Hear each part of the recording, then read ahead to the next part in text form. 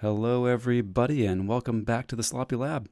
This is Bottom of the Beaker, the weekly show about the design ducks and strategy of Keyforge, everybody's favorite unique deck game.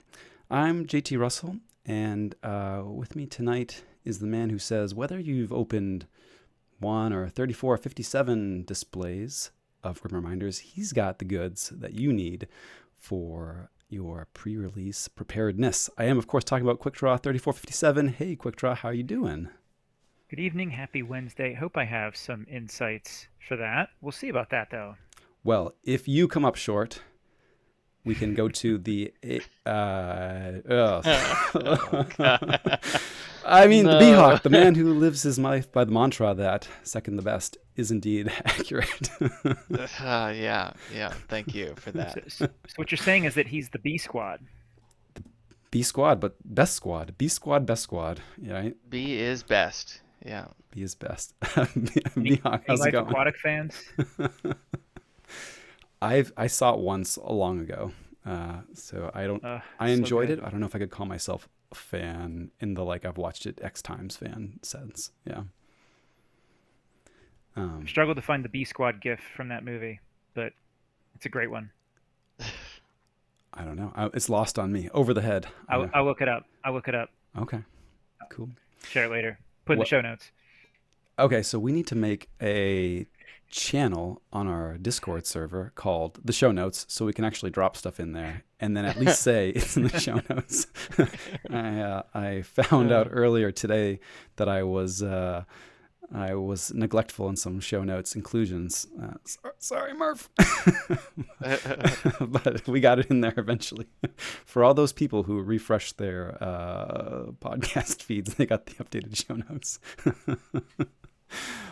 Just stay sloppy, right? That's what I'm saying. That's what I'm saying. It's in the name. It's in the name. You're looking for the other lab, I guess. Yeah.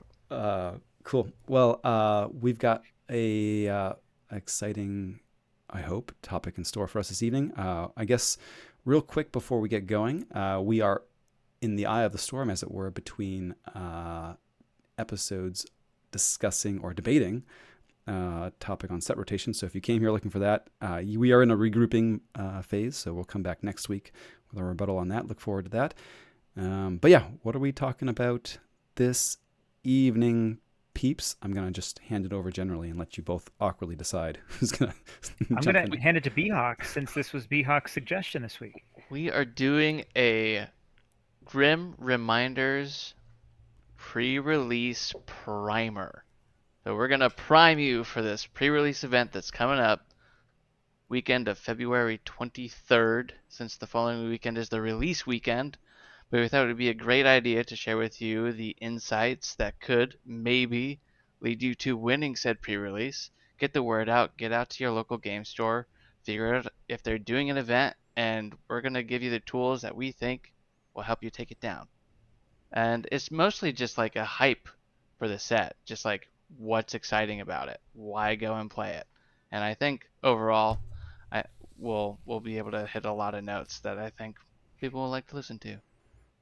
Cool. We'll talk about some strategies too for like what you're looking for in a deck, what you're looking for from your opponents, what kind of things you want to play around, that kind of stuff too. So hopefully, those of you guys watching live or watching the Twitch VOD this week, the week of Valentine's Day, you'll have a week's edge over the other people listening to the podcast. So if you're listening to the podcast on the 21st, 22nd of February, you could have had an extra week if you log into Twitch and check us out. So Cool. Well, we're building the hype, hopefully. Looking forward to the events coming up. I'm definitely looking forward to the store champs right around the corner as well.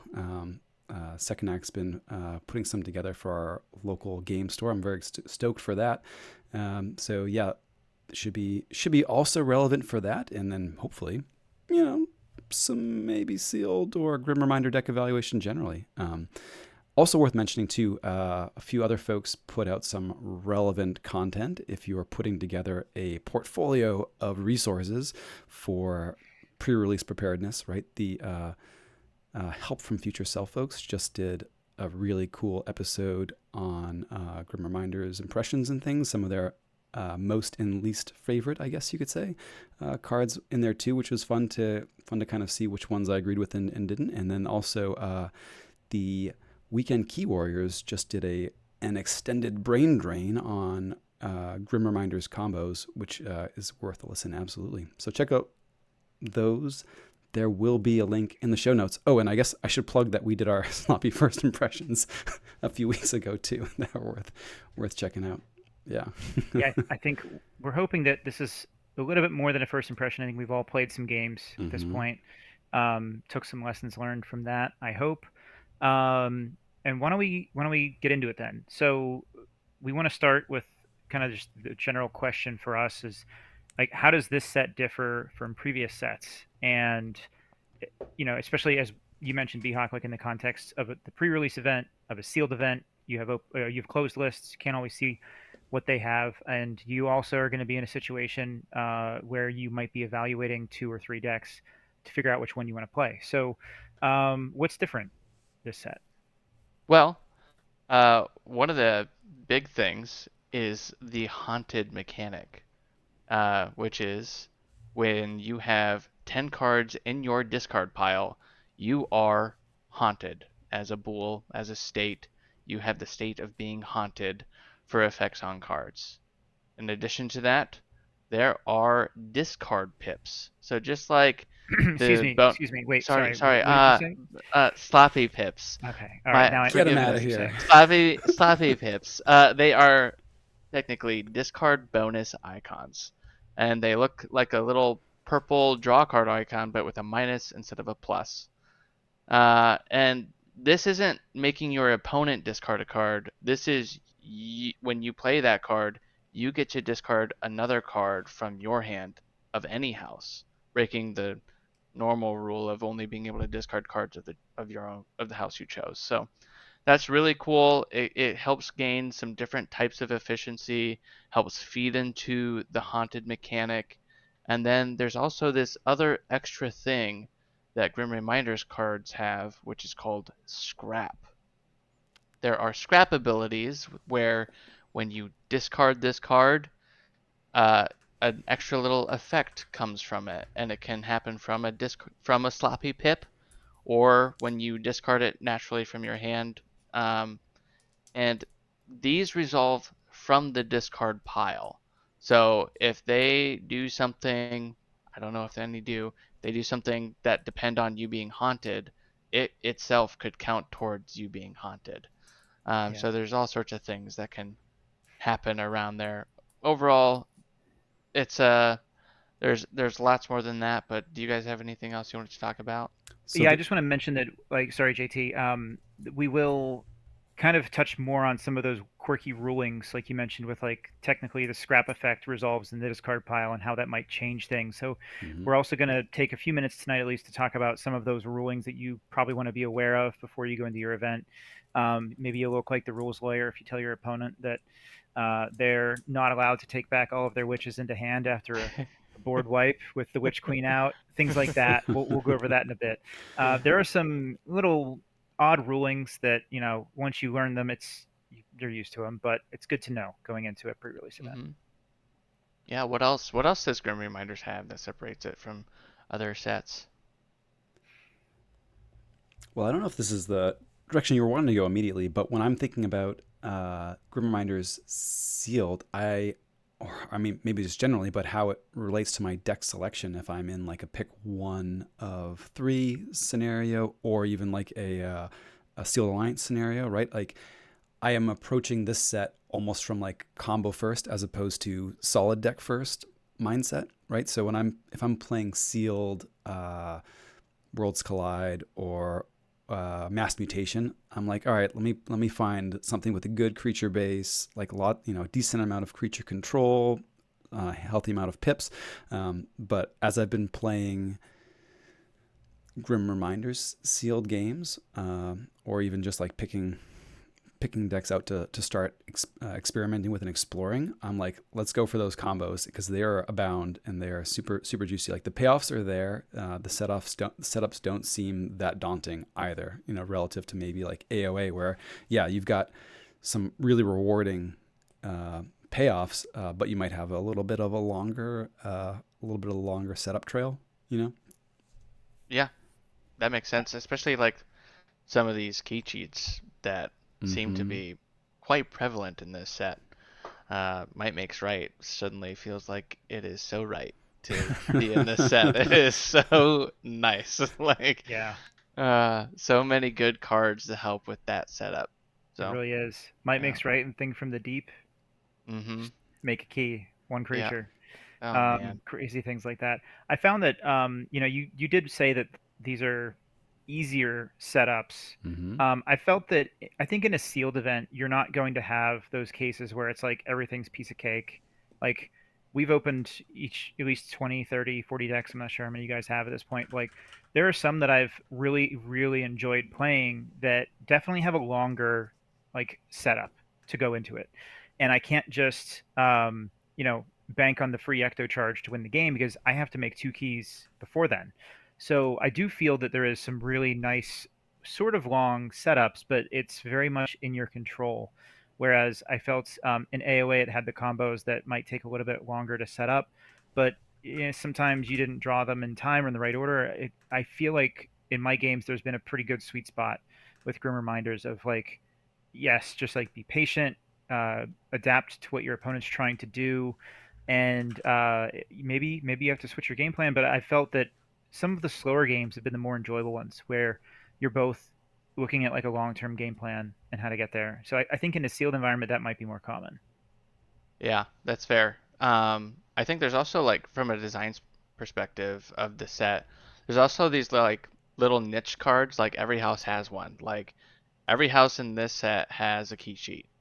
Every house has those cards like the token makers that could archive themselves in WoW. This one has like a if you're haunted, archive this card. Every house has one of these, Mm-hmm. Mm-hmm. and some of them are pretty cool. They're common, so they're neat to have. They're kind of like the outpost as well. Like I feel like every house has a curse, so curses are really cool. They come with a new mechanic called treachery, which is it enters play on your opponent's side of the board, and it has a negative effect that hurts them. So it's a curse. So Typically, yeah. yeah, so really cool, exciting little things there as well. Oh, and also there are revenants, which are pretty cool. Very They all powerful creatures. they Yeah. yeah, and they all have a destroyed effect to if you are haunted, do something to archive this card. So really cool things to virtually guarantee that hopefully you'll get the big effect of that card at some point in the game because it does purge itself if you do. So They're pretty so cool that's thematically too, because they all have something to do with what the like original version of those creatures did. Mm-hmm. I think it's a yeah, nice, elegant thematic design there. So yeah, thumbs for up on sure. those. Some of them are obviously stronger than others, but they're all pretty fun. Mhm. Yep. So that's pretty much all that's new with Grim Reminders, right? That's it. Nothing else. That's it. Nothing. All right. We're done So here. So but we're I done. think though there is something really cool about like living in the state. So like I'll talk about haunted, right? So like playing with this haunted mechanic, it feels a little bit to me like Dark Tidings with the Tide, Mm-hmm. except it's not grindy with the chains that can be so problematic with some like I know a lot of people that didn't like DT because of the chains. I didn't. But But you know what's ironic about that though is that you're saying that DT is grindy because of the chains, but there's going to be games with Grim Reminders where you're going to wish you had chains so you wouldn't shuffle your discard pile back right, in. but that tension is really cool. Like that's Absolutely. and I felt like the first couple of turns waiting until I'm haunted, that's where it feels like the deck really comes online. Hmm. And so sometimes I'm looking for these haunted accelerants Hmm. where I normally wouldn't think about this. Like I'd be like, no, I want to hold this for a big play. And sometimes like, no, I just want to get to haunted. Boo? Hmm. Yes, please. I'll boo Yeah. first turn. Like just get me haunted. Let's Yeah. go. Like so there's lots of plays like that I feel like are really rewarding for the game, and the tension of staying in it is cool. Yeah, agreed. And so like if I'm approaching sealed games or if I'm new to the set, that's one thing that I think is a very good thing to keep in mind is get haunted and stay haunted. And that Hmm. means like playing the boot early just to get haunted and get the benefits. Don't worry about what you discard. But also when you're getting towards the end of your deck, make sure that you can, stay haunted as long as you can. And sometimes you might need to play some cards like Invigorating Shower to shuffle back in some cards so you're like haunted again and you can kind of stack your deck. Hmm. Sometimes you want to like set up more recursion to make sure you don't shuffle. I've had a lot of times where I like take my archive of a house that I'm not even calling Yep. just to keep my hand bigger and not draw as many cards to Not draw. shuffle. So staying haunted, I think, is a really important thing to think about when you're playing these games too. Yeah, very Yeah. important thing to be aware of, right? And to be aware of how your opponent is approaching their deck flip too. Like if you see that your opponent is maybe taking some slow turns, not flipping their deck when you feel like they could be being more getting more action from hand. Um, it's a thing to be aware of, especially if you don't have deck lists revealed, or if you do. You see that there's Winds of Death in there, and they're like, yep, they're waiting for me to flip before they flip. Be mindful of those sorts of cards and interactions. I think we'll get to cards to look out for, but yeah, this came up in a game. Just today.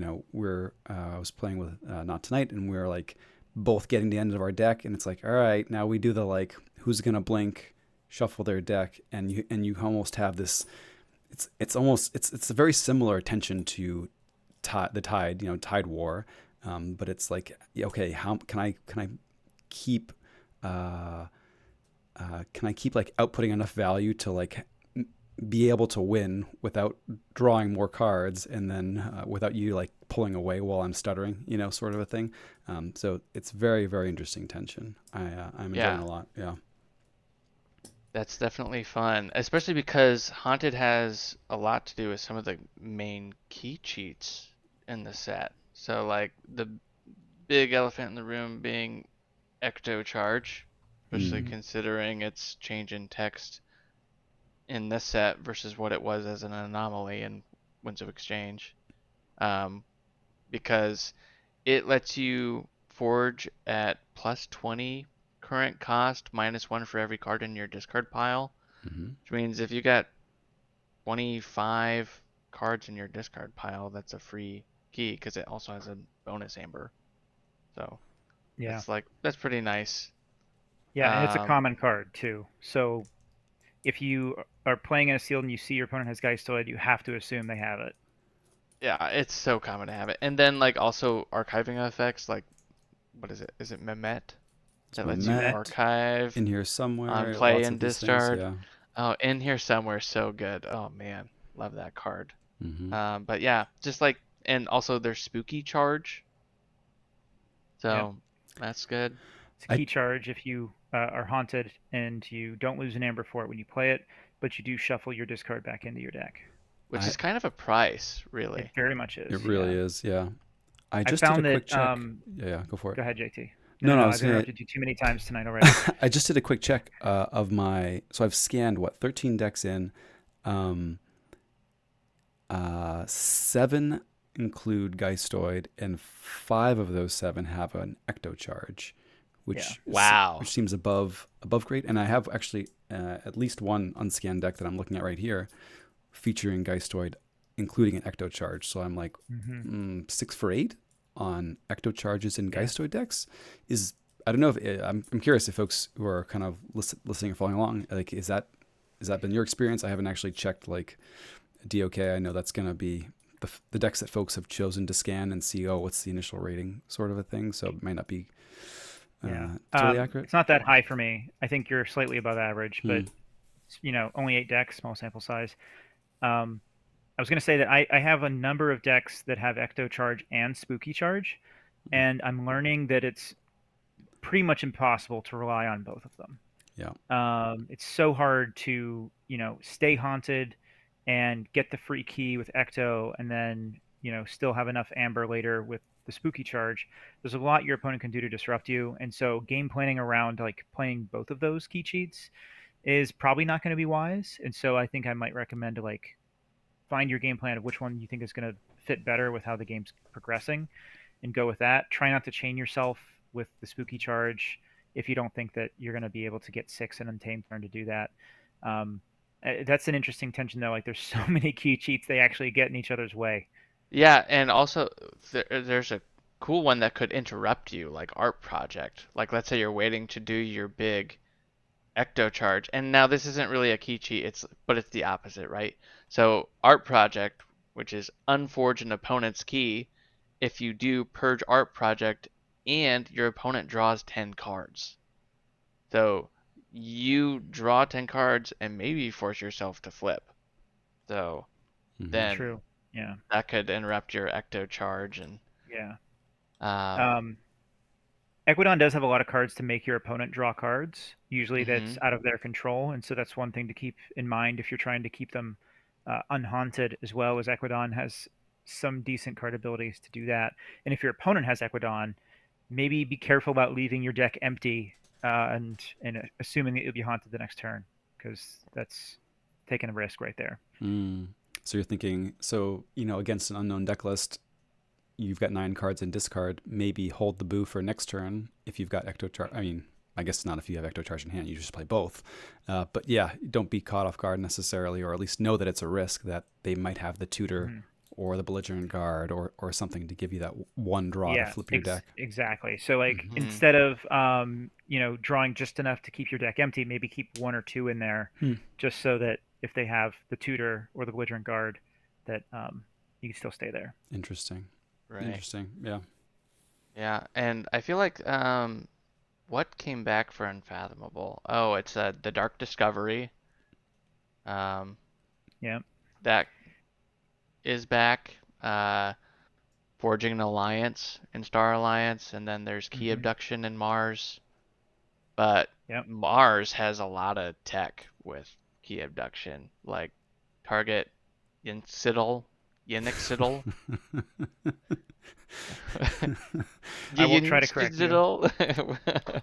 But yeah, and so target Yinxidal has play archive a card from your discard pile, and after reap archive target Yinxidal.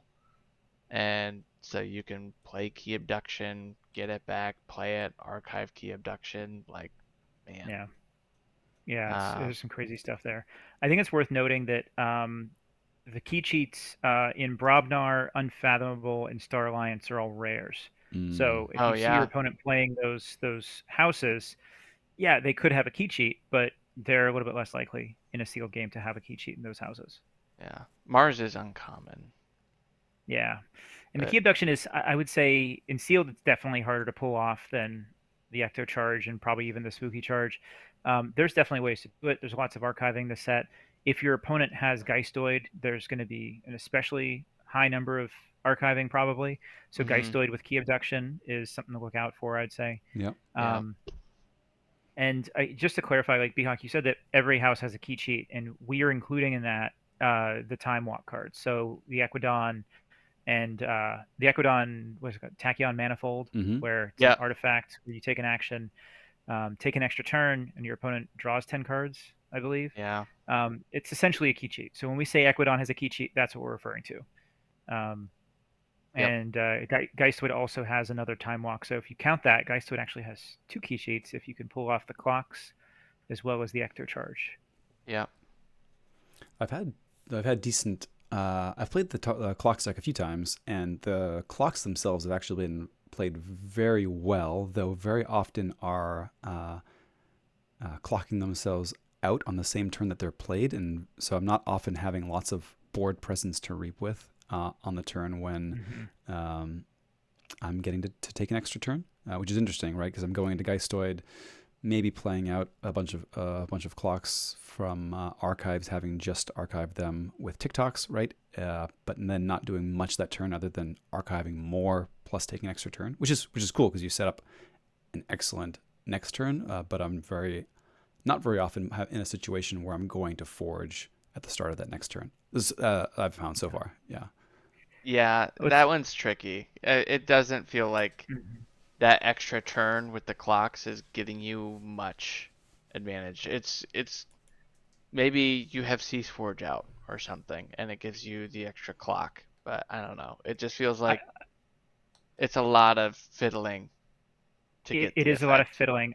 I would recommend it takes a little bit more setup. Like it's easiest to trigger the clocks if you call Geistoid, play a bunch of clocks, put a bunch of timers on the Ancestral Timekeeper, and then take an extra turn. I think the best way to take advantage of it, though, is to continue to put those clock counters on the synchronizer, Hmm. and then Yeah, in a non-Geistoid turn, you have a bunch on the synchronizer, and you're like close to triggering the timekeeper. Play a full turn with like a different house. Use the Omni on the synchronizer to move them over to the timekeeper, and then take another turn after that. So you're not that's really really spending a good. turn playing creatures and having them die. You're actually doing something productive on your turn and taking advantage of the Omni and synchronizer to do it. Um, I think there's a lot to talk about with clocks, and I do want to hit on some things, even though they're rare, they're special, they're hard to come by. If you have a decent sized pre-release event, there's a fair chance someone plays them because they're really cool. Everyone wants to see them. They're excited to play them when they get them. So there's a decent chance you'll see them. And I want us to talk quickly about like some of the quirky rules with them, and then you've already talked about a bit about the strategy with them too. Like, Hmm. um, I think strategy wise, like TikToks are where it's at, right? Like they're the ones that archive. Getting Would you three guys agree with that? archives, yeah, that's just insane. Especially compared to the 6 counter one, Chronometer, where you purge a card. That Hmm. feels like meh compared to the Yeah. three. And it resolves from the discard, so like it can archive itself. Hmm. Notably though, the way that they work is that once you resolve one, they don't all just go pop. So like a clock only pops when you resolve its put clock counters on it. So So if the tick. something, so I if just you use I the love the way first you're TikTok, wording this. The what? TikTok clock pops. I don't know. It just Yeah, got a yeah. great ring to it. But if the first TikTok uses its ability to put a time counter on all the clocks, including itself, it won't get to resolve the effect of having more than 3 counters on it because it's not separated by a space. It's all one ability.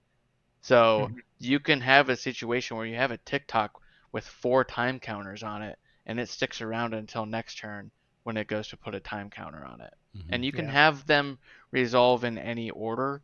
So if I want my 3 TikToks to pop, then I'm going to resolve from the top down and have it come from the ancestral keeper, then chronometer, and then my 3 clocks to get me to archive 9 cards maybe. Like that's just super cool. Yeah. And the clocks pop at the end of your turn, which means you have already drawn your hand. You refilled your hand Hmm. back to six. That's when the clocks go off.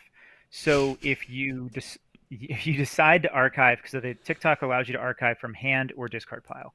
If you choose to archive from your hand, you're not refilling your hand. Right. So it is often best I found to archive from your discard pile because okay, like you could archive three from your hand and you have a small hand the next turn. I Doesn't mean, feel like as If much value. It, if you're yeah, it it, sure you're it doesn't. could not be going right into a sometimes. house, like you can archive the house that you're not going into, right, and clear those out from your next You turn. So could, it's a yeah, thing, yeah. Yeah. But locks yeah, definitely is locking you in, or at least pre-committing you to a house call in the next turn potentially, right? Yeah. yeah. Yeah. I don't know. If you would like to see a clinic on how not to resolve the clocks, check out our stream game from a few weeks back. That's right. Yeah, we were basically just arguing about like how does this card work and what are you doing and like what happened to these counters that I thought were there and turns out JT just like threw them away for no reason. Oh we, man. in the name of science and exploration, I sacrificed myself for the good of the lab. You're welcome. That's Yeah. what it was, definitely. Yeah. Nice, nice. But yeah, some weird rules with those. So if you do see them, it's good to have an understanding of how they interact and the timing of them all. Someone made a really good comparison on the discords to Redacted. Um, Hmm. if Redacted ever gets animated and you just capture a bunch of amber on it, it doesn't automatically forge a free key for you because you have to resolve that entire ability start to finish. And so if you have to wait till the next turn that you choose Logos, you add an amber, and then if it has four more on it, then it forges. Similar thing with the TikToks like Behawk was describing. Ugh. Hmm. And not to go down any rabbit holes, but our beloved animator is No, we off topic. moving on. Save it for another week. I hope it's not dead yet. I haven't checked lately. Hmm. Hmm. uh, If you're listening, Blinking Line, save our animator. Save our Please, animator. please save Animator. Yeah, yeah. cool. Yeah, well, yeah, All right. they're very quirky. Just yeah, be mindful of the fact that you have to resolve the whole thing start to finish if you want the payoff to trigger. So keep in mind. Right. Yeah, Yeah. cool. And maybe going off of that, I mean, Geistfit doesn't just have clocks. They have some really kind of cool combos outside of like the key cheats. But there's like Soul Tender, like that's a cool card that says play slash after reap, move each amber from each specter creature to the common supply, fully heal and ward each specter creature. I mean, there's a lot that can happen. There's lots of capturing happening in Geistoid, so that's kind of where it's at. Because what's the card that combos with it? There's the You think of Soul for Vial, I each think. Soul Vial. Is that what it is? That's the creatures with captured amber head to your archives when they're destroyed. Yeah, yeah. There's a whole capture thing. There's the Thought Catcher as well. Each friendly creature with amber on it gains destroyed. Draw a card. There's Vial of Ectoplasm. For each Geisteroid card in your discard pile, a friendly creature captures one. I was a victim to this. Somebody played this and then soul tendered and deleted all of my amber. I was like, what? Yeah. You just captured 8 amber and then it disappeared? Like, man. So, Yeah, Geistoid has a bit. I don't know. I don't want to call it an identity crisis because that sounds bad, but like it does a lot of different things and it does them all really well. Like it can do a hmm lot with captured amber, sort of like Saurian used to be able to do. It can key cheat for free. It can archive a ton of stuff. It can get you haunted really fast. It can wipe the board. It can even destroy artifacts. So it's got a lot going for it. It's like the Equidon of this set compared to Winds of Exchange. There that's does seem fair. to be a thing of like pushing the new house a little bit. I don't know if that's going to be Yeah. I think we keep up, but it did feel like yeah, Equidon maybe got a little pushed in the last set. I don't know, Unfathomable got an overdue push maybe. Um, and yeah, Geistoid does feel like it got pushed a little bit.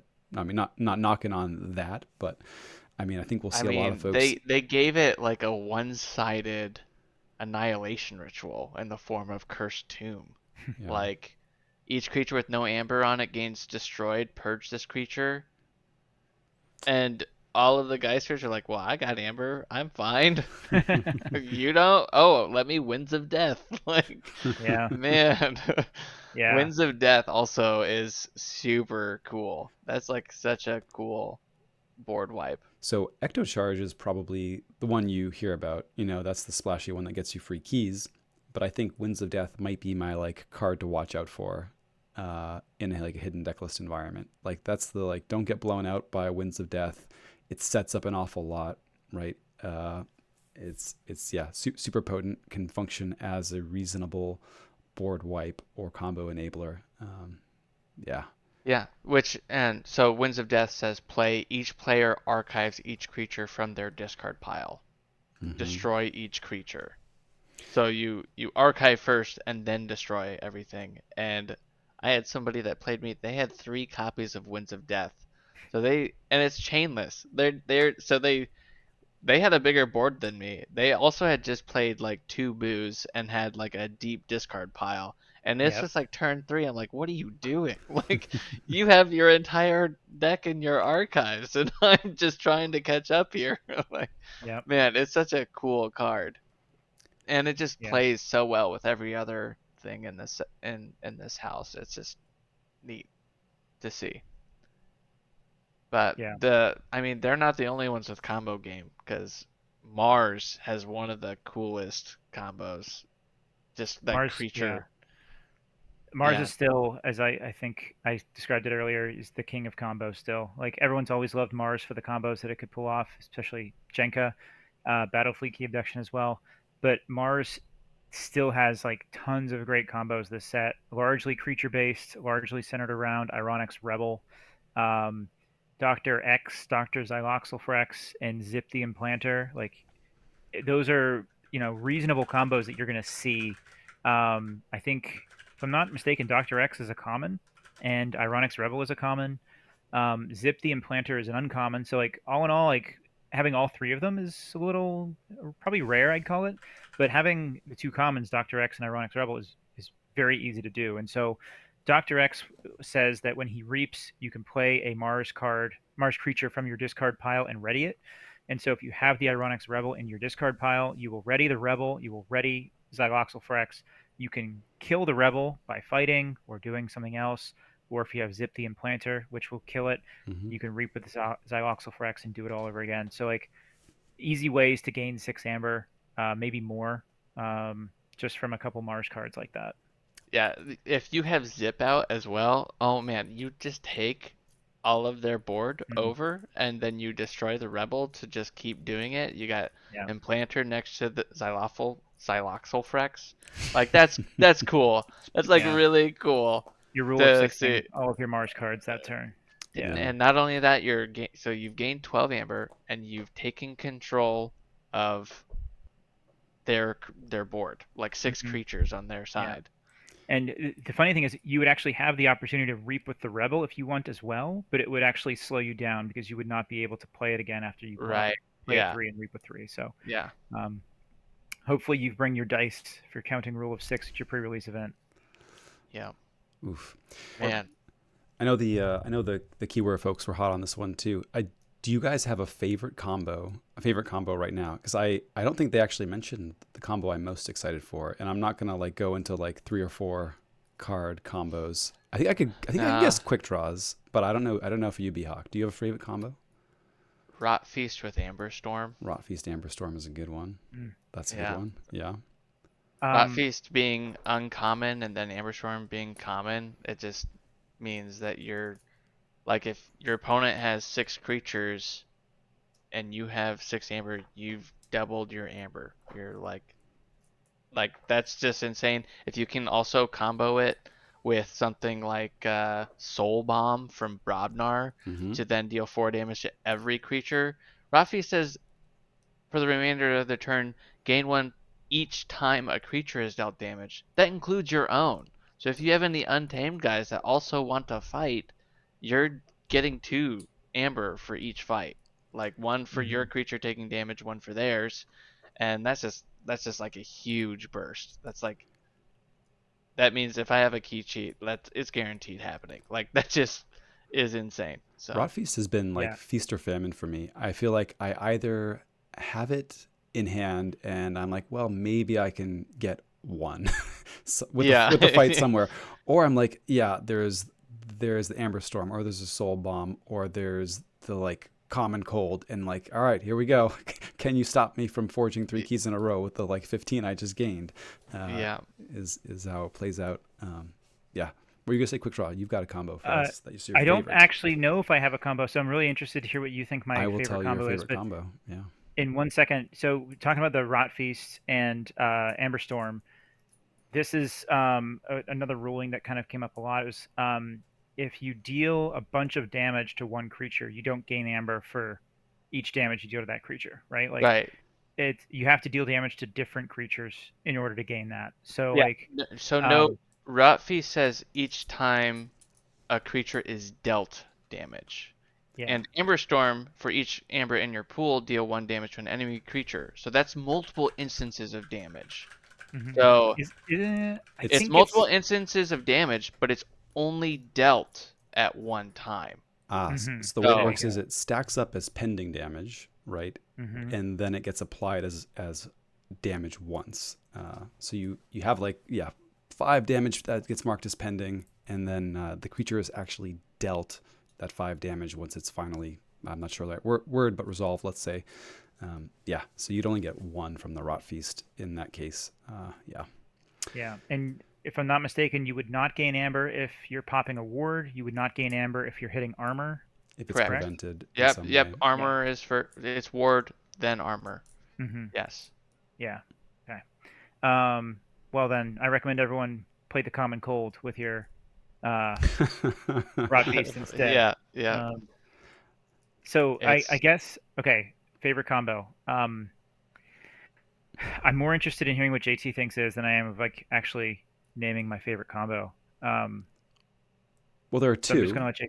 There are two Okay. candidates for you, quick draw. There's Tell I mean, tell me what my favorite combo is. you can pick one of the degenerate ways that you can abuse Witch Queen, right? Usually involving Yeah. Kangafint or Perilous Wilds or something. Yeah. That's a good one. That's a lot of fun. And the other one also involves a Witch of the Eye, but with the Star Alliance Scrapper Oh, that readies yeah. and uses I'm her I'm when I'm okay. going I with need that you to one. explain this one. I'm going for that one. That's one of my my name decks has that combo. This is my favorite one. That's a good call. Mhm. I'm going with Witch of the Eye and the Star Alliance Staff Sergeant Ray, Staff Sergeant Rhea. So what you do here is you have a Witch of the Eye on the board, or in the case of one of my favorite decks, you have a Retro Technician Lee in your hand and you're haunted. You get the Witch of the Eye on the board. Doesn't matter if it's ready or not. The Staff Sergeant Ray has a scrap effect that says scrap, ready, and use a friendly creature. So you just discard the Staff Sergeant Ray during a Star Alliance turn, ready and use the Witch of the Eye to reap. Take back the Staff Sergeant Ray into your hand because, as you noted, Behawk, the scrap effect triggers from your discard pile. So Staff Sergeant Ray is already in your discard pile when it lets the Witch of the Eye reap. You take the Staff Sergeant Ray back into your hand, discard it again, reap with the Witch of the Eye again, do that 6 times. Um, or even in the sixth time, if you want to take something different back, you could do that. Mhm. I think that's my favorite combo. Pretty easy way Yeah. to make 6 amber. Mhm. Yeah. That's cool. The other thing is that's kind of like a relevant rule here is scrap effects don't push the rule of 6. Right. Right. So there are some very rare combos that can go infinite, basically. Or at the very least, like you might have a situation where you could perpetually, resolve scrap effects to no end. In person, that's not a big deal. Have a chuckle about it, move on. TCO, you might have to like manual mode, cancel prompt, or something like that if you run into one of those situations. But Um, um, Oh, yeah, but it where there's no May involved in your infinite loop, you mean? yeah, I see. Yeah, I think most yeah. of these. No, Staff Sergeant Ray is a May, and then I guess Witch of the Eye. requires a yeah. Yeah, but then you don't have to go back and discard Ray again. So okay, Yeah. yeah, Well, Ray is, yeah. I mean, it's optional in the sense that it's a scrap, and this is actually good you mentioned that. Staff Sergeant Ray's scrap ability is not a May. it's not a May. No, correct. Scrapping the card, discarding the card is an option that you Is an have, option. but something to look out for is a lot of scrap effects this set are not optional. Where Yes. if you scrap it, you have to do what it says, unless it says May. But I find that most of them do not say May. Mm-hmm. Tutor bin. Tutor bin. Everybody draws being a notable one that gets a lot of grief. Though I like the card. I like the card. And yeah, interesting question from the chat too. Do you feel like I know we talked about this a few weeks ago, but do you feel like scrapping, discarding, being sloppy is an intentional omission from Rule of Six, or has been an oversight up until this point that hasn't really needed any I clarification? think they controlled scrap by it only happening on your turn. Active So players' cards you're being discarded. Yep. yeah, yeah. So in a way, it has some control on it already. It is your own choice, and I think it's not being played. It's not being Mm-hmm. used. So I think we're I think it's fine. Like, and there is one very niche combo that I saw Mm-hmm. with, is it Missile Officer Myers Yep. Hmm. scrap ability? That's a weird one because that has a That's scrap effect that where you discard a card from your hand, resolve its play effect as if you had just played it. And then there's another X. There's the upgrade with the scrap effect that lets you move Yeah. one amber to another creature or something. Essence Entangler. Yeah. Yeah.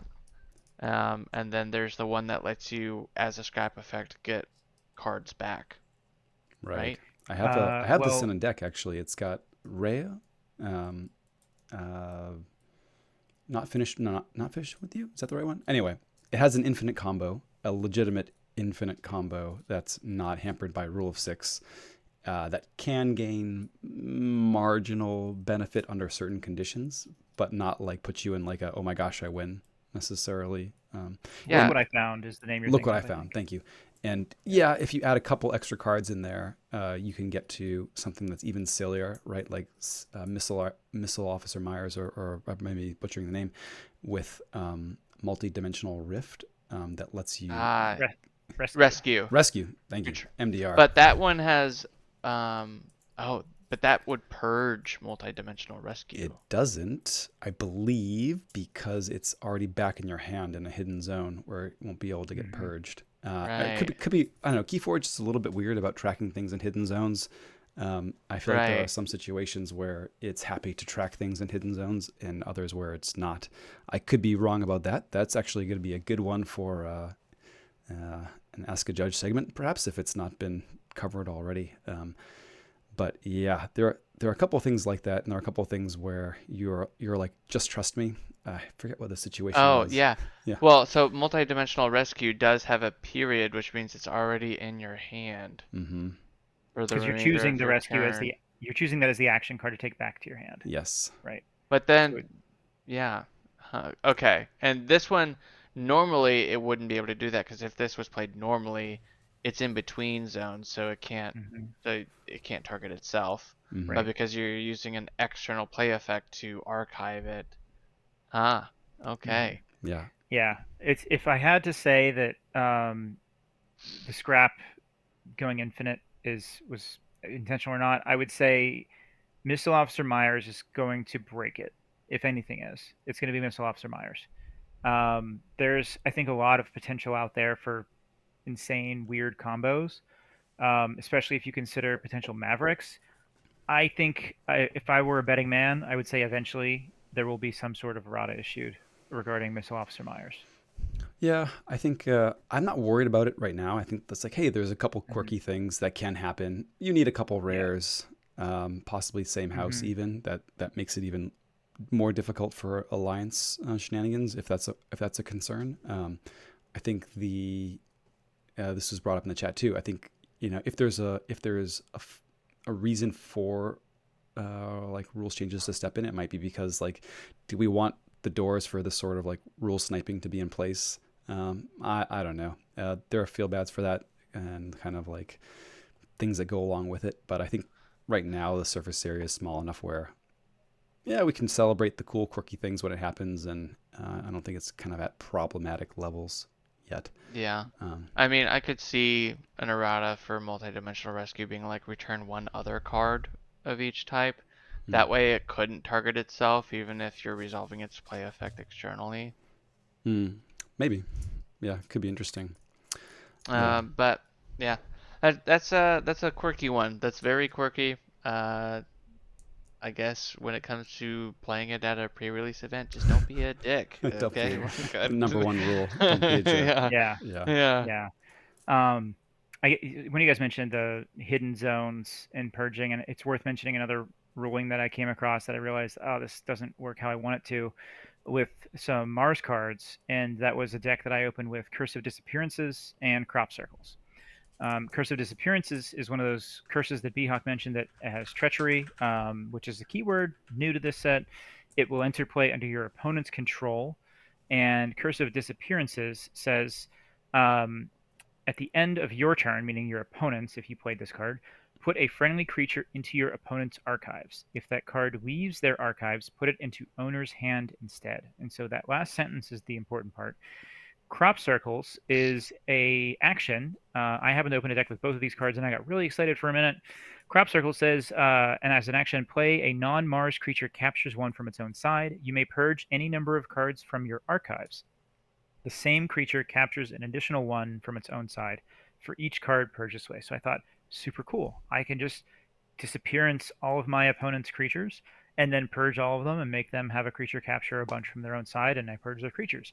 Doesn't work like that because the creature, as soon as it leaves your archives, goes back to their hand and is in that like out of play zone or however you refer to it, can no longer purge it with Crop Circles, so you do not trigger the second part of Crop Circles. So Um, if you are trying to mess with your opponent's cards in your archives, I am pretty sure it's going to fail. Yep. Interesting. It's the destructive analysis ruling Yeah, as well. exactly. Yeah, yeah. Yep. Which is So that in this set? No. It no, was in it's Woe. not. It was in It, Woe. Okay. okay. It's hard to come around. Like that's a rare and an uncommon combo. I guess crop circles is just an uncommon. There's some other ways to scoop them up, so to speak. Hmm. But it is something that's not really intuitive to think like, okay, I have a card that says purge a card in my archives. My opponent's card is in my archives. I can't purge it. So just something to keep in mind as that may come about during the pre-release week. Yeah. Man, the curses are so mean.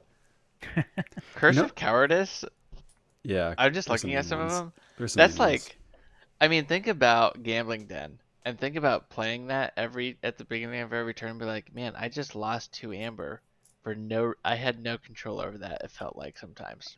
I've played a lot of games where I've lost 2 amber at the start of every turn. Yeah, and this is Curse of Cowardice. If you did not use any creatures to fight this turn, lose 2? It's Cloggen's Man. card, isn't it? I mean, I mean, the only good thing about this is that if there are no friendly creatures in play, destroy Curse of mhm. Cowardice. That's So at the you end of the can, turn, though, right? At the end of the turn. yeah, So you're right. always losing 2. Very often lose. Well, if you get rid of it, you've lost 2, right? Yeah, I guess you could fight and yeah. then So have your it's dudes it die. Yeah, only yeah it only checks at the end of your at turn. the end of your You turn. lose 2 no matter what if you didn't fight, Yeah. and then if there are no friendly creatures. Never losing 2. Folks chatting in the chat. Nice. Yeah. This is a It's do nothing true. curse for some. Yes. What's the other curse? Oh man, Curse of Spontaneity. Do you play At the that? start of your Do you at play the Curse of start of your Spontaneity? at the start of your draw card step, discard your hand. So that helps you be haunted. No, But that it also, helps your opponent be haunted. yeah, sorry, your opponent be haunted. But it also kind of helps with, does it help with if it eliminates handcrafting entirely. Hmm. So that's crazy. Yeah, I'm not convinced that's a good card. It makes it I'm not very convinced it's difficult to bad. stay haunted. I mean, yes, you may get haunted quickly, but it becomes very difficult to control keeping your hauntedness at like the opportune Yeah, moments. and imagine if you like Winds of Death and they're like, okay, I'm going to take my archives and then I can only play one house because then the rest of it's discarded. Like, Yeah, man. So, Yeah. I don't know. It could combo with lots of things. yeah. But anyway, I don't want to harp on the combos too much. Put a point again to the Key Warriors Weekend Key Warriors podcast. They talked about a couple of these and some other really good ones too. I want to mention mine though before we move on real quick because it is one that may show up. I think it's just an uncommon rare combo, though. Crosshouse, and this is right up my alley as a negative play experience aficionado, as it were, and that is Soul Vial and Trawler. And chef's kiss. So Soul Vial says each friendly creature with amber on it gains destroyed. Archive this creature. And Trawler says when you play it on play, it captures all of your opponent's amber if you are haunted. I believe I'm not misquoting that. But the kind of effect is, right, you get this perma capture all your amber situation, assuming they don't have a way to push you out of hauntedness or, Hmm. abduct, purge your dude. If their only answer to your dudes is destruction, then you are going to be, redrumbling them each turn, as it were. And if you have a haunted house, you can just Sit there and make money. gain an amber, play the trawler, pass the turn. Don't have to draw anything. Staying haunted. So maybe some disruption from the opponent to like discard some of your hand and try to make you shuffle is a way to get out of that lock. Yeah. Yeah, Pretty and cool. don't forget the like Dream Trawler combo, which is Legacy Whirlpool, Hmm. right? Mm. I'm happy to say that I am currently in negotiations. Oh, let's go! There is Yeah. one legacy whirlpool deck has been opened in Grim Reminder Oh, so far, and it is Beehawks and our well, Beehawks local Miggy, and yeah. it happens to have a troller to go along Oh with it. man, so Super good, cool. so good. I Um, saw him. I'm like, I sent it immediately to you. I was like, yeah, He's gonna I want reached this. out to him a few days ago, so we'll see. Fingers crossed. Yeah. JT, though, you had another combo that you did against me. Let you have the honors of describing it with the trawler. Oh, while we're in magical Christmas land of setting things up, It I've worked. I it mean, it works well. The deck that features this has recursion to make it happen, and I don't want to like, yeah, this is very specific. Like, hey, look at the cool things that happen to be in this deck. But yes, it has the multi-dimensional rescue, which lets you play an off-house card, an off-Star Alliance house card, as well as getting back a card of each type from your discard pile. Uh, and this deck features a couple triangulator Newsoms and Trawler. So it has the ability to start with a ready triangulator Newsom, grab Trawler from discard, play it next to Newsom, and then reap with Newsom to scoop up all that amber right away without having to pass the turn in between. And what's more, there is also a gosh, what is the name of the card? Stronger Together, which has up until this point in my Keyforge playing existence done absolutely nothing for me ever. but if you can be so bold as to grab your trawler, put it down next to a Brobnar creature, deploy your Newsom between Brobnar creature and freshly played trawler, it will ready for you to reclaim that amber with Oh all my that coming out gosh. of hand or discard, and very it's a nice. beautiful thing. It's the gluttony envy combo. Oh my gosh. And this, I need it. yeah, it's very cool. Oh And man. you only took 13 amber from me that game with it. Only 13 amber that one game. Yeah. Yeah, pretty cool.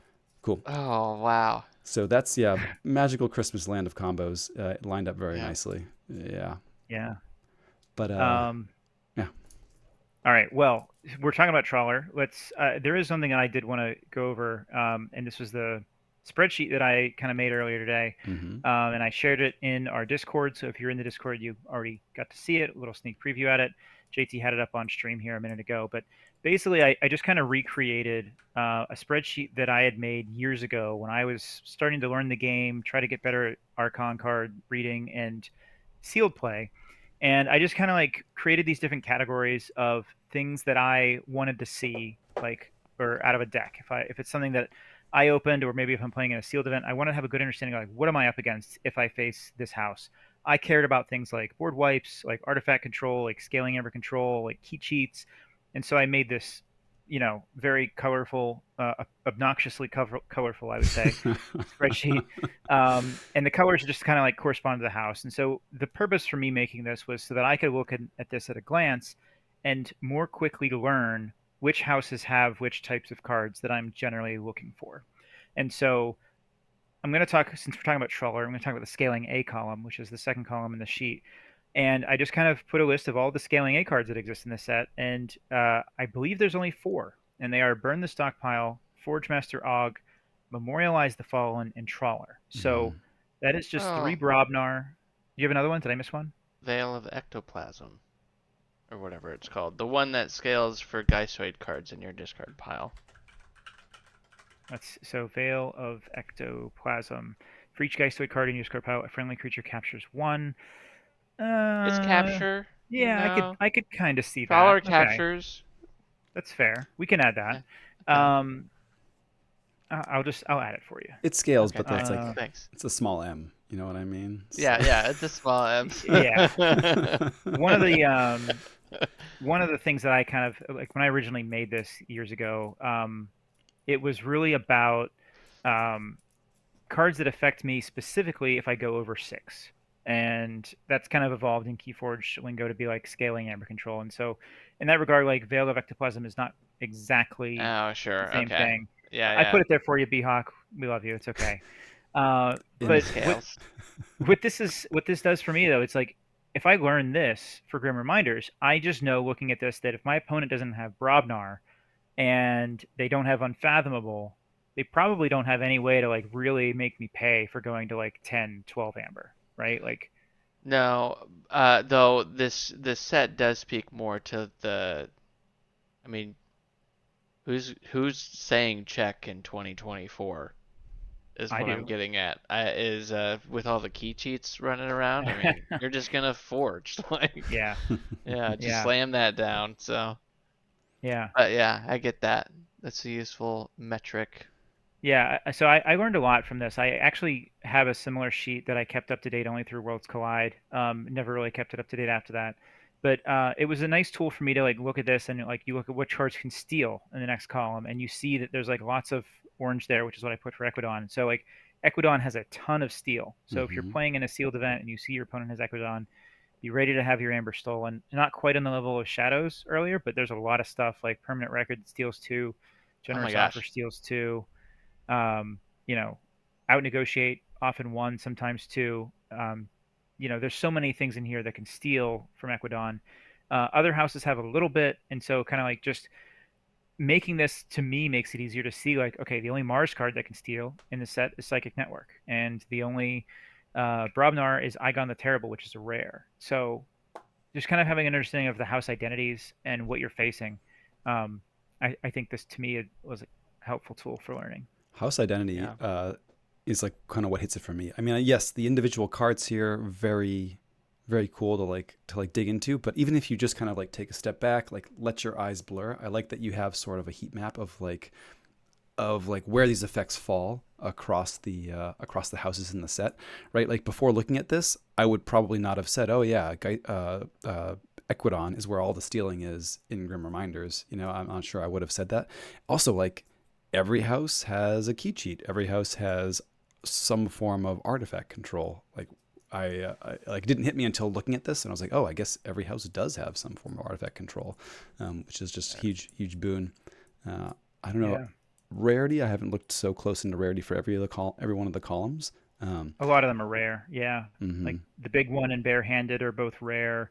I think animating force, is that Barehanded an uncommon. uncommon? Barehanded might be on uncommon. I don't I recall. ooh, oh, barehanded is rare. Rare. Yes, it's Mm, Yeah. rare. okay. Taking on some new Um life too. I mean, I don't know. Those artifacts are often quite sticky, and I mm, don't know. Bidding them back in the shuffle, getting yourself some draws or your opponent some draws before being able to flip is kind of an interesting twist Yeah. on barehanded. Yeah. Yeah, a lot of these cards, there's a new twist on them. Like Rock Curling Giant is great in this set because of the scrap abilities. So Hmm. yeah. that's pretty cool that Yeah, it that is. works. Yeah. Apologies to anyone that's colorblind. I don't have a better way of displaying it at the moment. Hopefully it's not Yeah, I too. don't know if it's just the fact that you used red for Brobnar, but I feel like Brobnar is the best set. Just like, or the best house. Just like looking at this, it just looks like it does. It could be because it sticks out maybe to Yeah, your I eye mean, maybe. But Brobner's, yeah, very strong. It's got all the scaling A, like we said. It has a little bit of artifact control, but they're both rares. The stealing is rare. The taxing in Iron Obelisk, I think, is an uncommon. It's got some very good creature control. Like I considered Plummet a board wipe. I could also have put it under the partial board wipes. mm.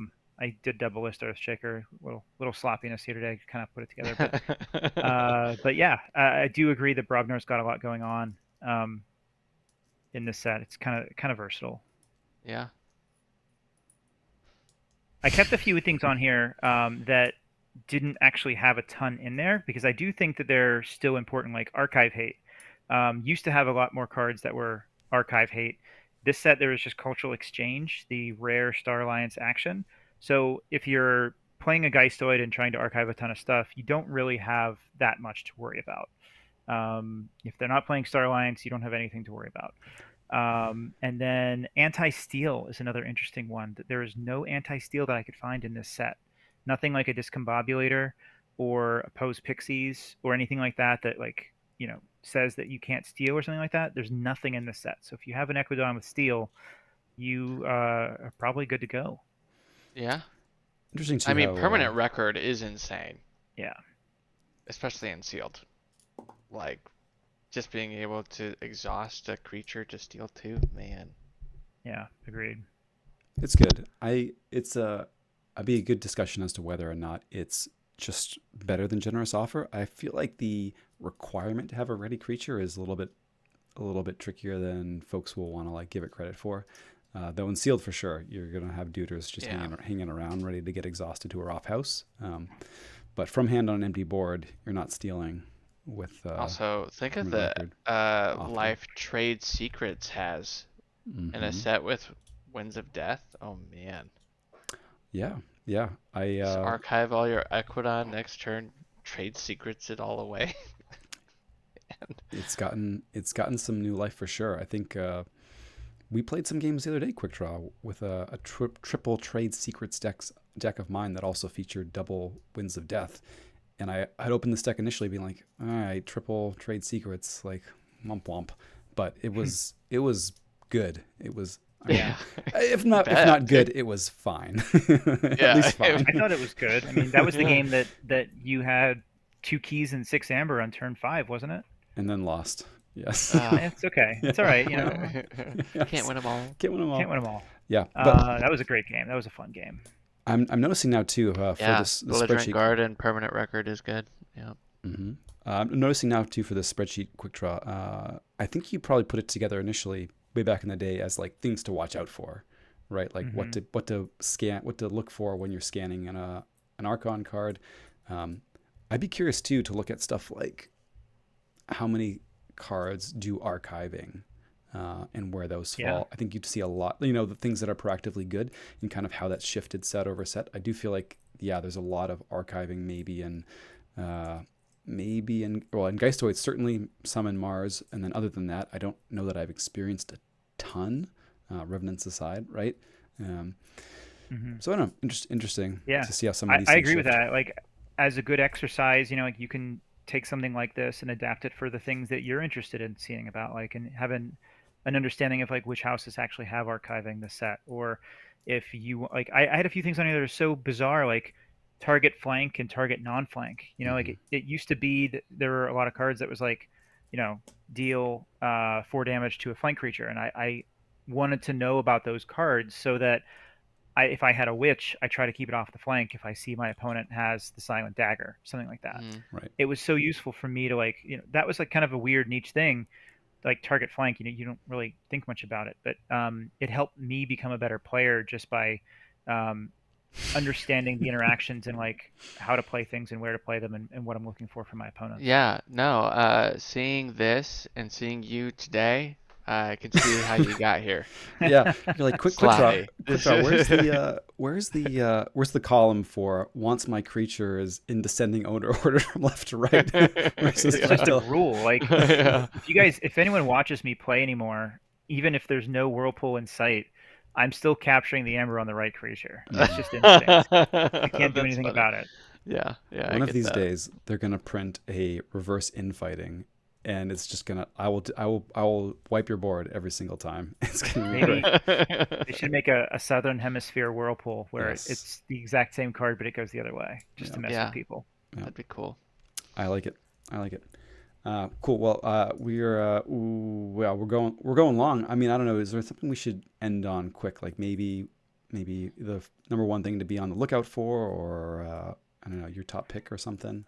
I think B-Hawk, you had some questions about like what are you looking for in a sealed pool? Was that you or is that JT that kind of had that question? Either way, I guess it was JT. B-Hawk just found out what Trello is today, so I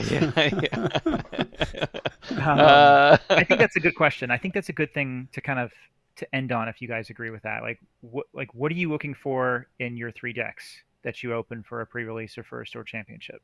Yeah, I think it's really dialing it to what is the house you're more excited about, and the house combo. Like if you're looking at 3 decks, sometimes it's just looking for what looks exciting, and we're kind of here to tell you what is. We've been excitement gassing about this set for the last like hour or so, so there's lots to be excited about. Like I don't think there's like necessarily a bad house. I mean, obviously Unfathomable did itself a disservice, but it's not bad.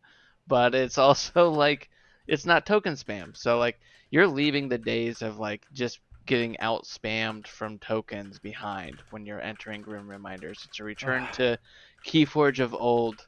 you Oh might my God, it say. makes me feel so happy to A hear this. worse Keyforge overall, I might say.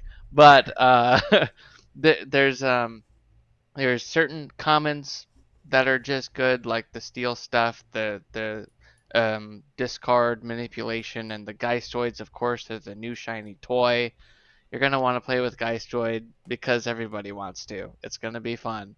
But then there's like Brobnar is really good. There's Beanstalk. There's like some really cool like powerful rares in there that you could find.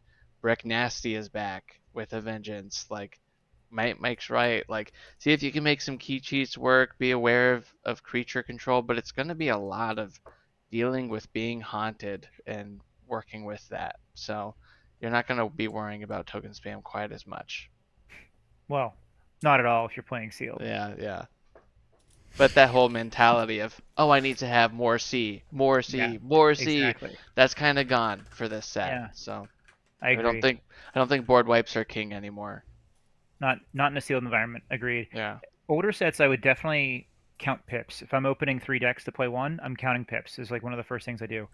I think I'm less interested in counting pips this set, which is kind of weird.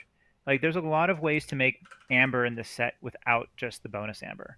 Yeah. And I think one of the first things I'm going to look for in a sealed pool is like, how fast can I get haunted, and what tools do I have to stay haunted, and what kind of recursion options do I have? Like, Mm-hmm. Mm-hmm. Nepenthe Seed to me has more value now than ever. Um, Cards like that, like the in here somewhere to archive 2 things from your discard pile, like that's probably what I'm looking at more so than how much creature control do I have, how many bonus ambers do I have. I'm focused more on like the haunting and the recursion. Yeah, but also like the major combos. Like the combos are major pieces. Like if I see that Mars combo with Rebel and some other Mm, shenanigans, like yeah, I'm gonna be getting pulled towards that pretty. yeah, Yeah, so yeah. it'll be like a big magnet. Yeah. I think there's a lot of affinity that comes into play here too, though. Like Mm, maybe not everyone is a combo player, and maybe you just want straight value, and maybe you do just want those pips. And so it's going to come down to like, there's no right or wrong answer here. It's going to depend on your play style and what you're going for. Um, at KFC, I opened a Witch Queen deck, and the other 2 decks, I didn't really spend as much time kind of looking at them because I was like, I just want to play the Witch Queen, and yeah. had a blast with it. And it just was something that I was more interested in playing, and yeah, I did well with it. It was fine. Had a lot of fun. I don't know if it was my best deck or not, but Right. go towards something that you think would be fun playing as well. Yeah, and number one, like make sure you open all the decks. Look at all the cards. Like don't just like look at the Archon card and be like, "Well, I've heard of this card and that card." Take it all in. Just rip the plastic off. Like get into the decks, see what's exciting, kind of compare them if you want and be like, "I love this house. I love this house." And hey, if you're playing God forbid Sealed Alliance, sometimes it's just picking your favorite 3 houses and being like, "I'm going with this." What excites you in each one. But I'm sure a lot of I know. I think our game store is going to be doing pick one of 3 instead of Alliance. Mm-hmm. But I know it's up to the game store to do what they're going to do. So Yeah, check with your local yes, game store, see yeah, what they're for sure. doing. I'm the organizer for the events at my local game store, and most of my crowd, I pulled them. They mostly just like to do one deck sealed. So our pre-release is going to be one. Keep it affordable for the night. Hmm. The store always offers some decks as prize support. They have some pre-release packages. They got name decks for the store. So could be a lot of things. If you have a local store that is doing this, don't miss it. It's going to be a really fun opportunity. Yeah, And for JT, sure. we skipped you, JT, for what you're looking for. We still care.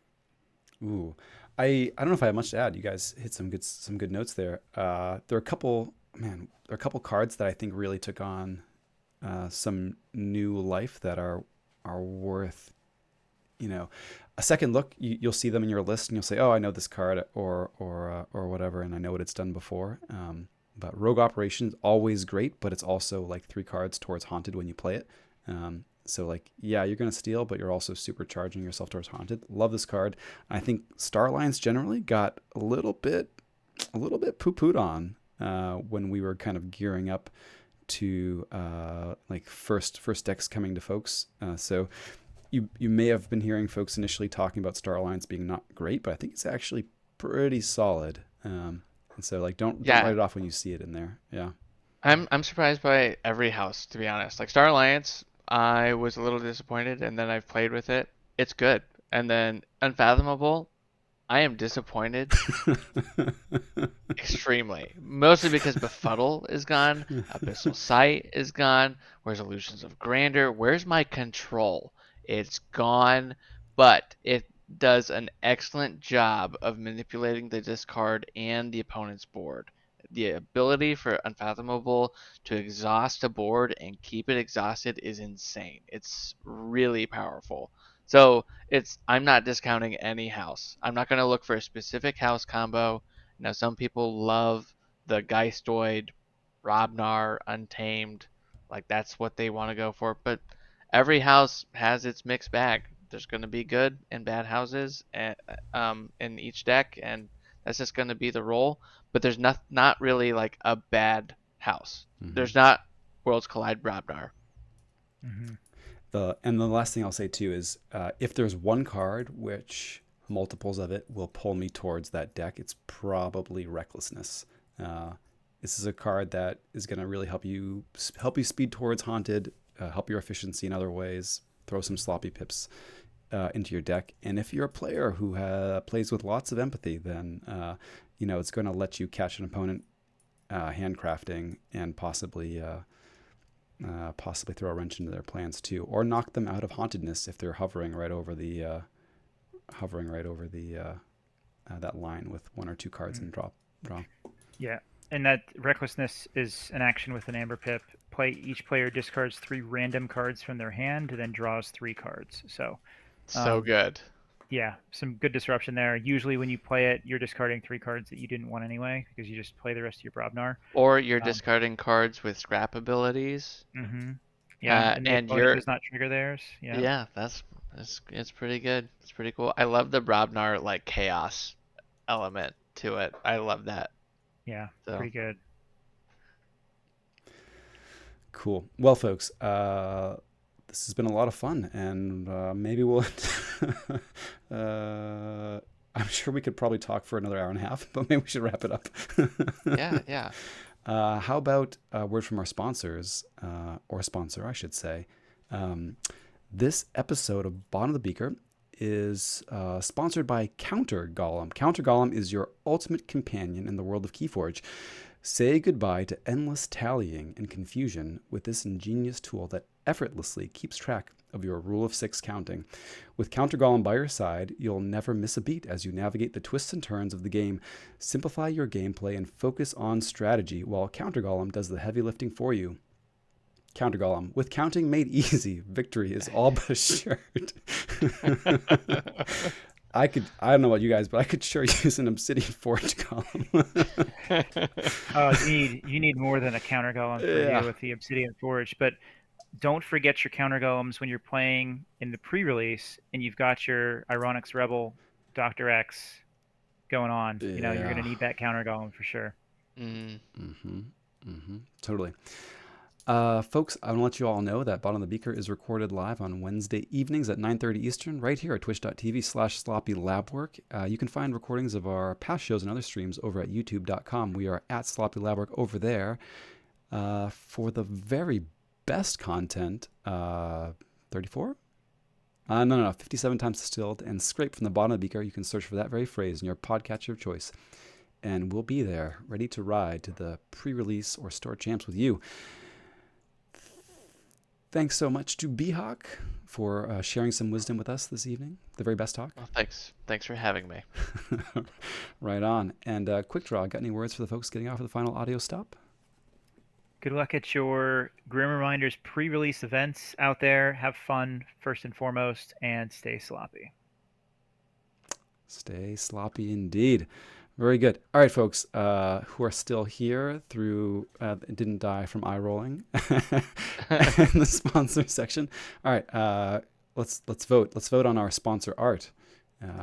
This is Counter Golem option number 1. If you're with us on the stream, very nice, very nice. And then Counter Golem. Pass says the Cloggin. All right, Counter Golem number 2. a nice little bear golem-ish thing with a bunch of dials and such that are keeping track of all your different cards. Mm, I don't know. That's an... Devil, Devil Eyes and yes. You know what? You know what, Chad? I landed on this one after the first wave of counter golems all looked quite possessed, and then I was like, okay, but could you make it look happy? And it gave me more. It gave me a bunch that looked way worse. Like, no, that's wrong. Dial it back. I actually like the first one. I like the yeah, yeah, golem like trying to count with his fingers. I thought that was fingers. yeah, good. There yeah. you go. That one. Sloppy Yeah. counting golem. Very good. It was only once you saw the second one. Bet you knew the first one was what you Yeah, wanted. yeah. Oh my gosh, I'm still chuckling over the other over the Red Hots, the Memrox Red Hots that didn't Oh make man, the cut. It's like, ugh. that's funny. That was good. Cool. Well, you peeps have time for a game? Should we play a I match do. of sorts? Sure do. Oh, mama. Oh am I gonna have to pop open a freshie? Who's popping a freshie with me? We're definitely popping freshies and playing blind. Mildly terrifying. Yeah, yeah. Second one was mildly terrifying. I don't know. You're all here. We're in good company. I'm gonna show you the Memrox Red Hots that didn't quite make it into the show notes. But yeah. Oh boy, Gemini, you're really really really working at this one. It was pretty good. Popping open this display. Is that what I'm about to do? Pure pressure? Peer pressure. All right, B-Hawk, let's go. All right, so that means that one of you both will be hands. Yes? Yep. JT, you wanna be my brain? That's a prompt skill issue, buddy. It may Thank be. you, Clogged. It may be, but I'm not looking for I don't know. Or maybe maybe it's something that JT has trained it in the past. It just knows me. What can I say? It's like, are you like exposing your search history when you do that, basically? I mean, Google has access to an awful lot. Google has access to an awful lot when they decide what to show you. It's true. All right. It's true. I Alright, am so- opening. These are so hard to open. I gotta say, like I don't know what it is, Oh. but like Oh I'm boy. having so much trouble with this set and opening these packs. Whatever you just opened, B-Hawk, I don't believe you. All right, do you want to show houses? Sure. All right. I've got Mars, Brobnar, Unfathomable. I've got Equidon, Star Alliance, Untamed. All right, that's solid. Yeah. All right, JT. I've got UG Castolm of the Enchanting Pig. I've got Voisin the Self-Righteously Mellow. So I'm gonna. I don't know. I was actually about to open the plastic. I don't need to open the plastic. What am I thinking? We're just gonna scan it and play on the dev This is server, right? Yeah, this is the digital era. Yeah. All right. So JT, I'm gonna send you the deck after I scan it, so you'll know what you're playing with here. Okay. Oh man, Dev Serper is hopping. 5 games going on. Holy moly.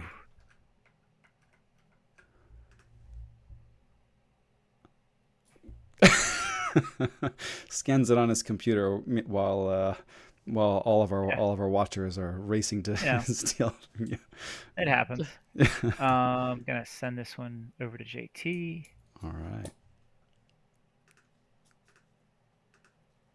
And let's find where my dev server window is. All right. Okay. Okay. I got some stuff going on here. I hope so. At a glance, I did not really see anything going on there. B-Hawk, I'm going to make a game for you in beginner. Password sloppy.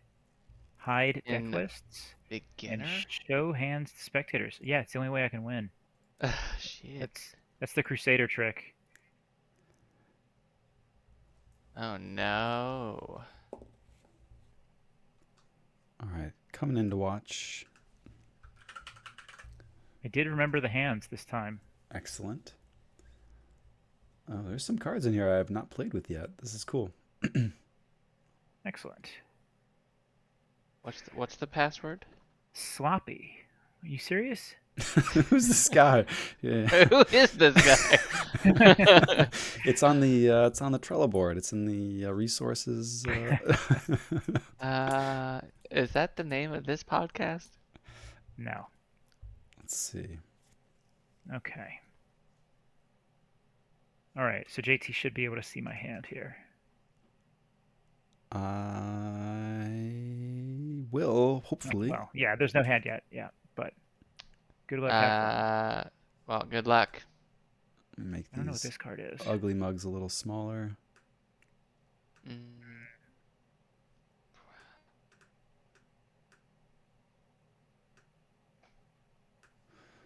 Should we make mulligan decision without even looking at the hand? I don't know. That could be fun. One of these days, we're gonna set up a some sort of gag to troll. Okay. What do you think there? Interesting.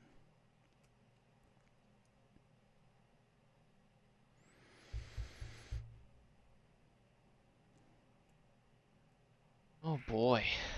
I'm gonna say keep. Okay. And house choice is up to you now. I'd like Brobnar. All right. Look at us. We're on the same page already. Nice. Yeah, I like that. All right. Double walls. Okay. Yeah. Nice. It's good. Nice. Let's go Mars. Oh Right. no, I think this is a bad deck. Oh no. I'm so sorry. So sorry you got a bad deck. Oh no.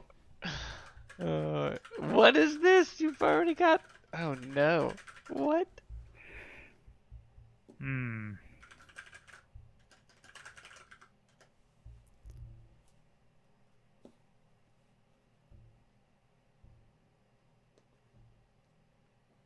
He's a big boy. Okay. That's it. Oh, interesting. Let's see.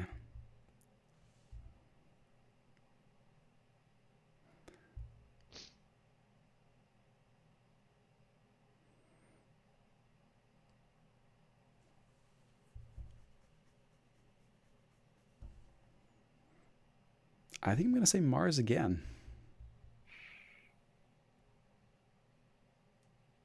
Okay. Oh. I guess I see what you're laying down. Not what I would have done, I but do I not. don't mind. Don't mind it. Mm-hmm. Mm-hmm. Mm-hmm. What? Discard? Discard? What is happening? A, B, C, D. Okay. I don't like this at all.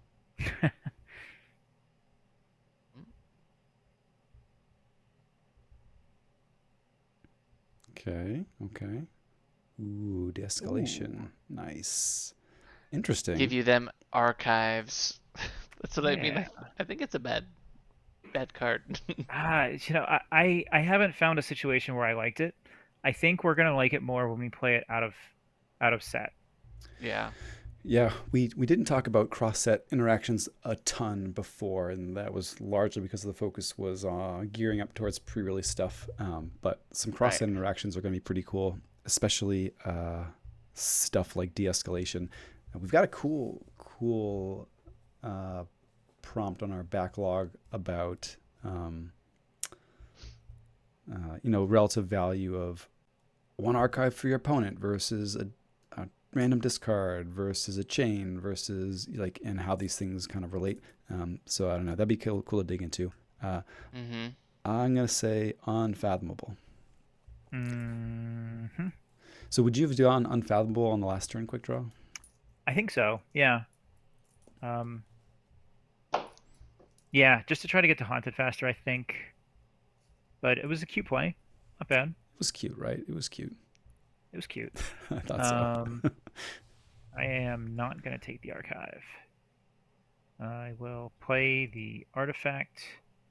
We'll play the Crushing Deep with the Sloppy Pip and get rid of the bad artifact. Um, yeah. Play the Crushing Deep again. And play a Wicolia. And I'm going to discard the Catch and Release. Thank God. Don't you even be thinking about foraging next turn, Beehawk. With that +0, that double +0. Get out of here. Although if you guess you could go for double keys somehow. Okay, we got a Nepenthe Seed. Got a Loyal Packmate. Very nice. Super Taunt. Reclaims our Soul Bomb. What a jerk. What can I say except you're welcome? And gets to check. Nice. Nice.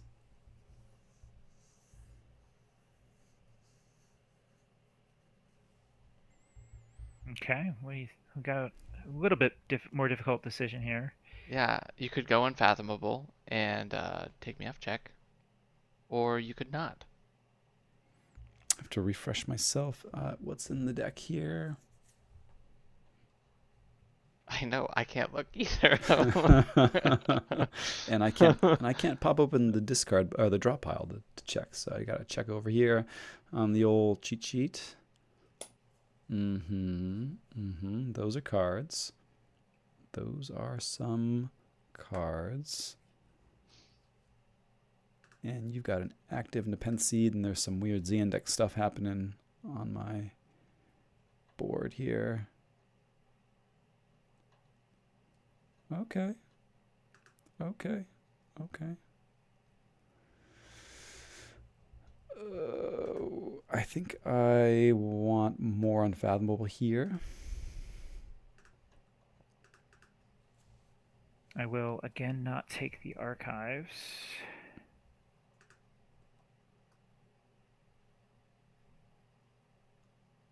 Play the Nemo Leech.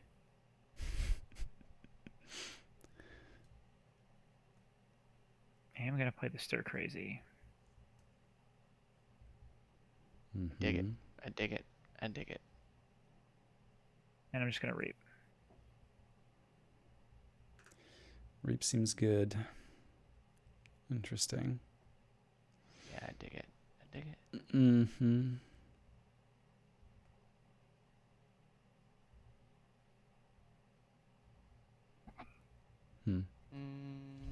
Did you have Reap there last turn?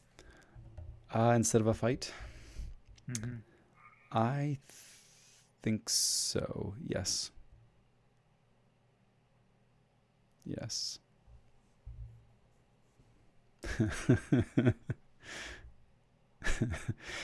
Sapper. I don't know. They're both bad. I know, that card's so awful. Let me give you this souped up guy. Oof. He's big. Well, at least I can't use him, right? Ooh. Stealing 2 with permanent record. Dang. Yeah, it seems pretty good. I'm not haunted. I ain't scared.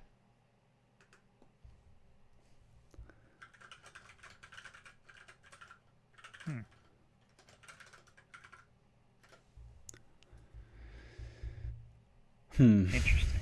Okay. Are you haunted? No? No, not even close. I mean, Steal 2 is pretty juicy. He's not haunted, so Oh, I have to make him haunted. Not haunted, indeed.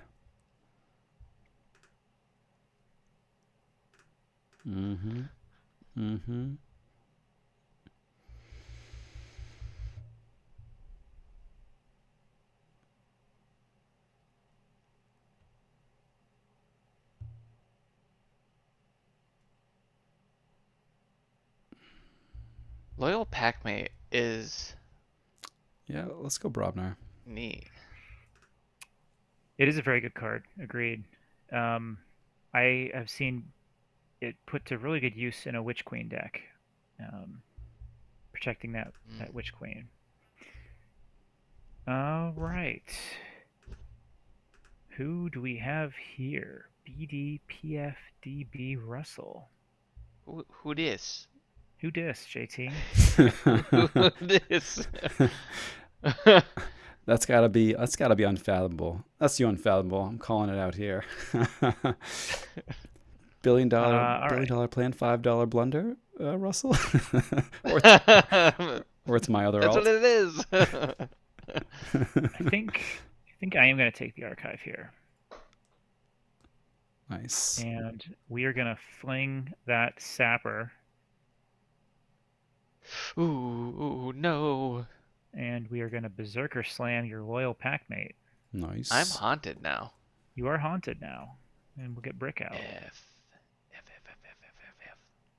Ooh, maybe that's Zoc. That could be Zoc too. That could be a Zoc alt. Yeah, that was your guess. Zoc's on a kick with his alts making fun of us this week. So. Oh, you killed me, Zoc. Slow discard. Like, all right, I'm not even mad if you win. It's okay.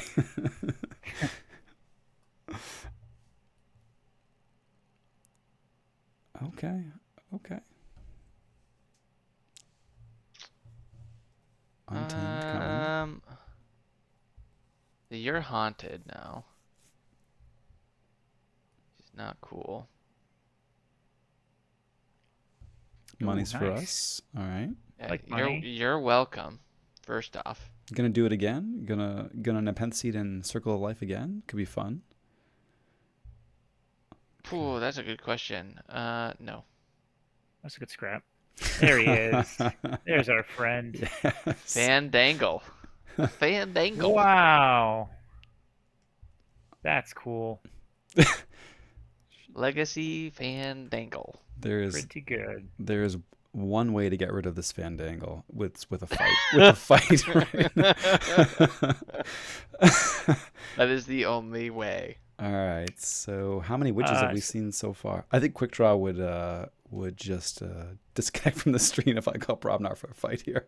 Well, no, I actually I'm waiting for you to choose which color of key to forge. Oh, well, it's red, obviously, for the people who are not clowns on the stream. Yes, exactly. All right. So we have seen 2 witches, including a legacy. Yeah. So feels likely. Wonder what's going on here. Feels likely. What? You think there's a witch queen or something, bro? All right. Well, we're going Mars anyway. Going Mars. Okay. Yeah. All right. I want as much information as possible, so I'm going to start with the UFO. Discarding Blunderbore, Mournful Barnburner, Crim Torchtooth, and Scoop Up. Oh, that's a nice scoop up. I don't like it. I don't love it. I mean, I could have got a better card, I think. Bro, my Fandangle. Let's play the Terrible Teammates, and let's discard the Rickety Cyber Giant. Mm-hmm. And then we are gonna. Did you guys see Flaming Hobo's Terrible Teammates copy with 5 discard pips on it? Sloppy pips on it? Excessive. I don't think I did. We know which terrible teammates they're talking about specifically. Yeah. The sloppy ones. We're gonna scoop it up. You got my Fandangle. And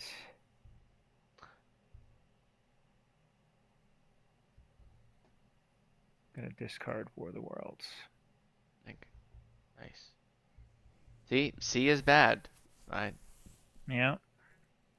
I knew this card would come in handy as soon as I drew it. Give me that Fandangle. Look at that. I just talked about how there's one archive hate in this entire set, and you just drew it. Yeah. Nice. Choose a card to discard. Hmm.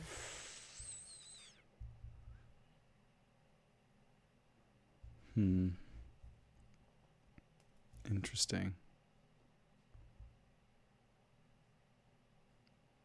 We've purged a soul bomb. Okay. Discards Fangtooth Cavern. Okay. And that's it. I'm in check. I feel fine. Mm. With the Hmm. Newsome palette combo. What's up? I think I'm okay with that. I want to go Unfathomable here, actually. Yeah, I like that.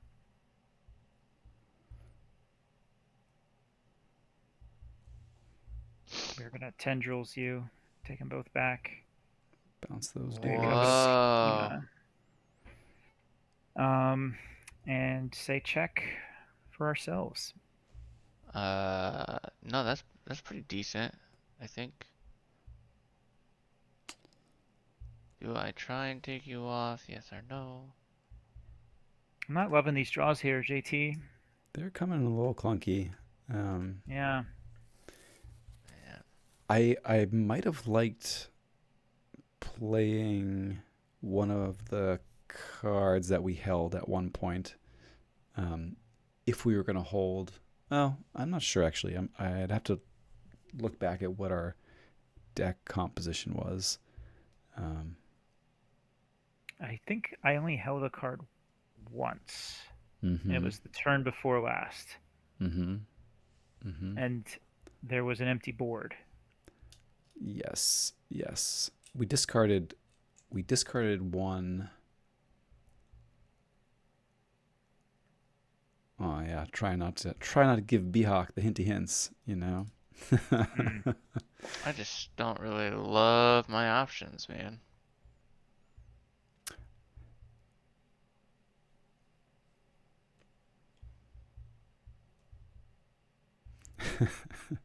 Yeah, his back is gonna bother him in a couple of years, I think.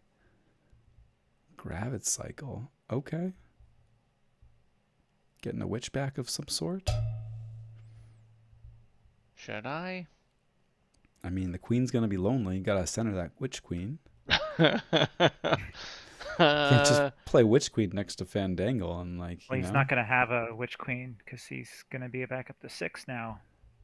Mm. Took generous offer. Takes generous yeah. offer. All right, so we got blue or yellow? Blue. Blue, of course. Blue, of course. I like Mars here. Okay. So we are. Ugh.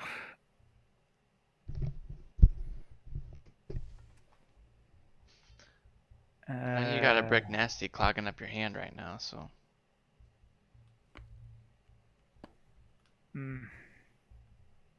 Did you notice the pips that I have in my hand here?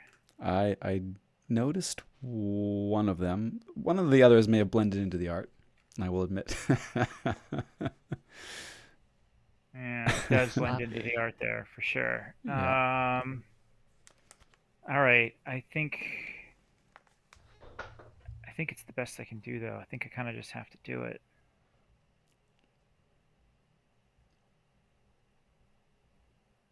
Would you have called a different house? Um, no.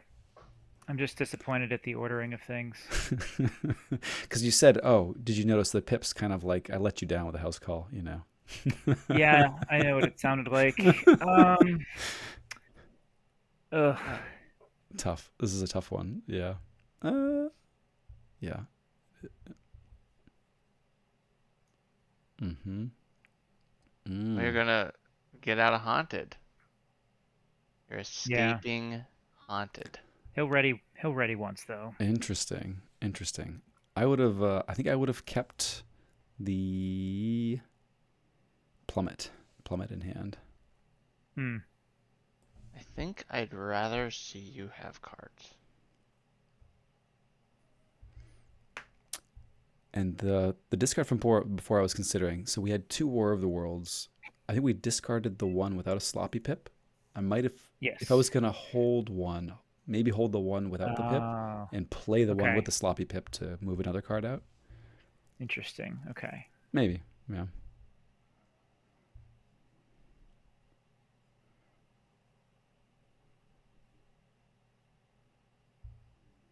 Hey, what happened to our duders? They have been de-escalated, and so I have an archive now. Ooh, we got archives Yeah, to check. I have Okay. too many of these. I have 3 of these. De-escalation. That's a lot. That's too many. Archives for us. Okay. Yeah. You're welcome. Thank you. What a guy. I deleted 2 creatures and gave you 3 cards. I think that's pretty bad for me.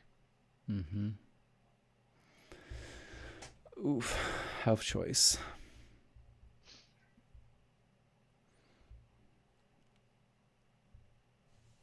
Ooh.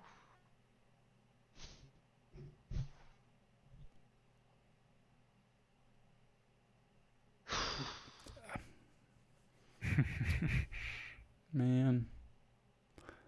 I don't love our options generally here. I hear you. Yeah.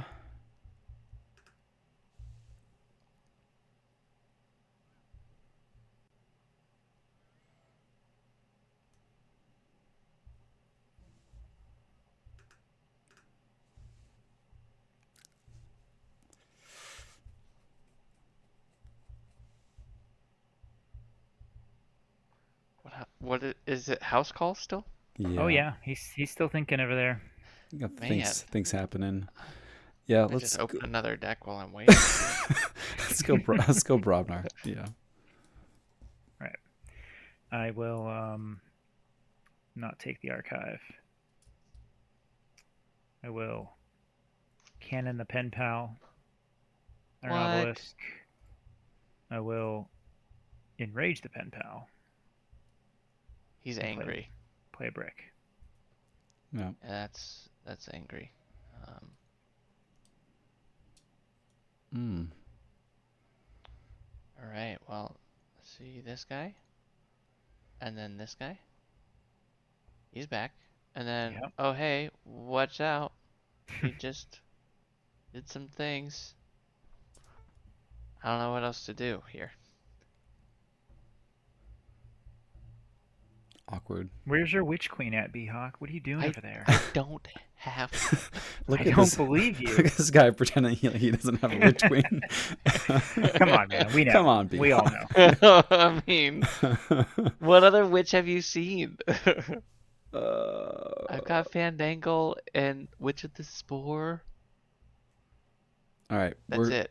we're fighting for the chat. Let's go, Brobnar. Actually, no. Wait, hang on. This is a cannon. I was Judge, thinking. my love. I was I didn't pick it thinking. yet. I was thinking that this was a different card. Hang on. Dang it. Ugh.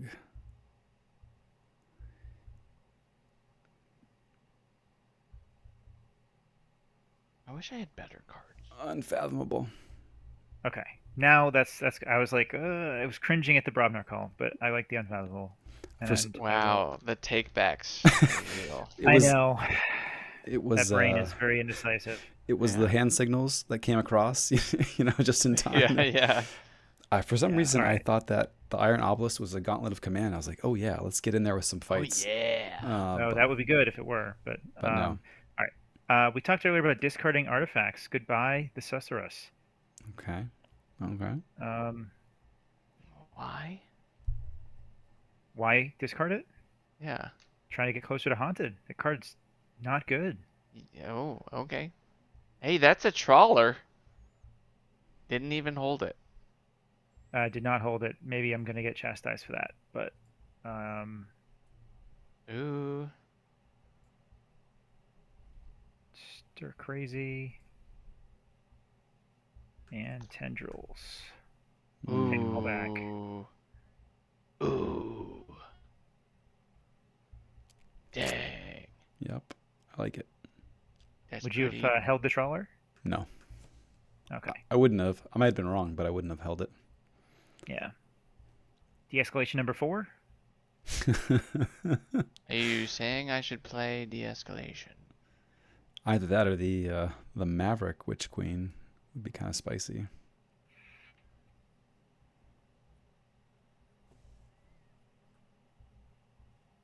Eh, if you steal it, you steal it, you know?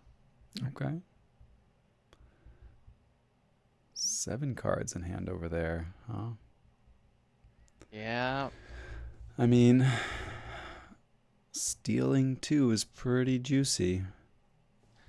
I only stole 3 that turn. 'Cause that's all you had.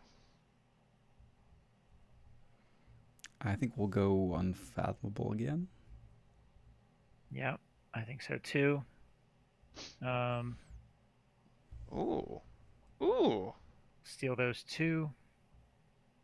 Ooh.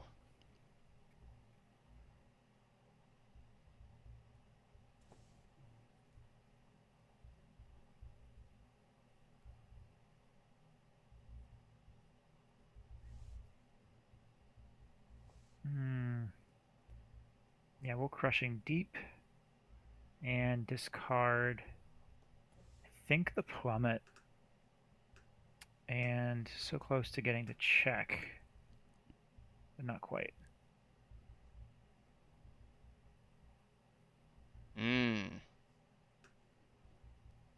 Interesting.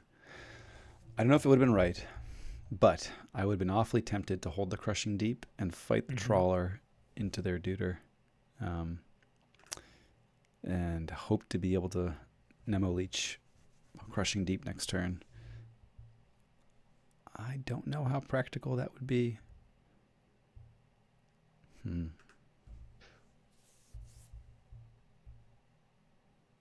I know he has 3 Star Alliance creatures in his hand, so What are you trying to say?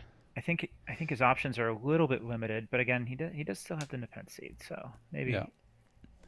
So we got 3 Star Alliance creatures, Witch Queen, and like 2 other witches. Random card.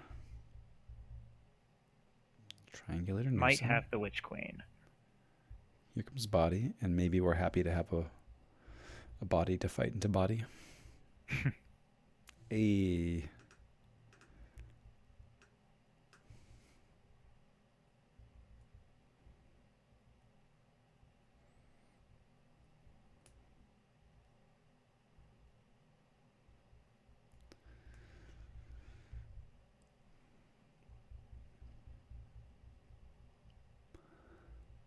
They are still haunted. I like Unfathomable here. I do. Oh, I do too. I like it very much. You stealing again, bro? Oh my goodness, yes we are. That's Reap for 3 is nuts. That's such a good card. And we're just going for it all. So I'm going to Reap again. And then I'm going to Catch and Release. And Bro. we did not hit the booty. Damn. I'll take those chains though and drop down that Nemo Leech again.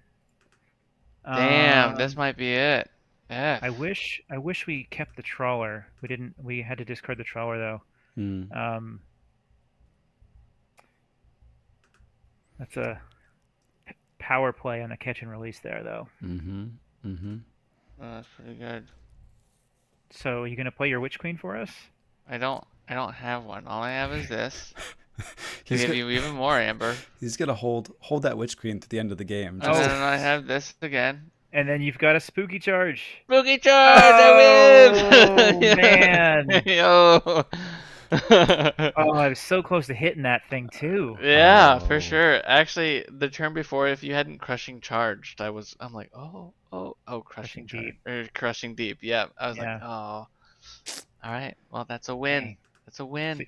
So I can't believe you actually just like held your Witch Queen in hand before playing the Spooky Charge. I Through all that. didn't. Behawk, you know, Bro. I can see hands. I can see the Witch Queen in your hand in the game right now. You're funny. Yeah. And we missed the spooky charge on that catch and release. Oh my goodness. You were not Yeah. or did you draw into it? No, you didn't draw into it. You had it Nah. in He hand. discarded had- 4 cards on that catch and release. But I mean, he had Yeah. the Nepenthe Seed, but I mean, we could have hit Circle of Life spooky charge and made it very difficult. Yeah. Yeah. Nice. Mm-hmm. Nice. This guy over here. Game. This guy Yeah, that over was here. close. That was close. Okay. I'll take it. All right, checking Yeah. Behawk's hand right now. There's actually no Witch Queen in there. Just a Maverick Fandangle out of nowhere. Yeah, Okay. yeah, yeah. Legacy. Yeah. And did you have a The legacy. or legacy? Excuse me. And you did not have Lee. Lee would have been cool to pair with Fandangle. No, Lee. Yeah, retro technician Lee to grab that Fandangle and play the rest of your Star Alliance duders ready. No, just had the double Circle of Life spooky charge play, basically. That's cool. That's cool. Yeah, That's something. And it is something. But you complaining all night about how bad this deck was. I mean, triple de-escalation. But you had a permanent record. You had a generous offer. 2 generous offer or 2 two permanent permanent records. records and generous offer. 2 generous offers. That's a lot of money there. Yeah. I mean, pretty- the generous offers the permanent records. Swing number 3. The de-escalations making it difficult to start a turn with an off-house creature to Yeah. permanent record, but you made it work. Okay. I mean, just hold cards, I guess, for a while until you can play them. That's what this set is. It's holding cards. Like, it's so interesting to not want to just flip your deck all the time. Right. It is. I love it. Yeah, the de-escalation didn't really help us, I felt, because our archives were always pretty muddy, and early on I was trying to get haunted, and it would not have really helped me get haunted faster. I don't know. What did you think, JT, about the archives that we got from it? Like, it didn't really feel that helpful, did it? They weren't super impactful. Hard to say, you know.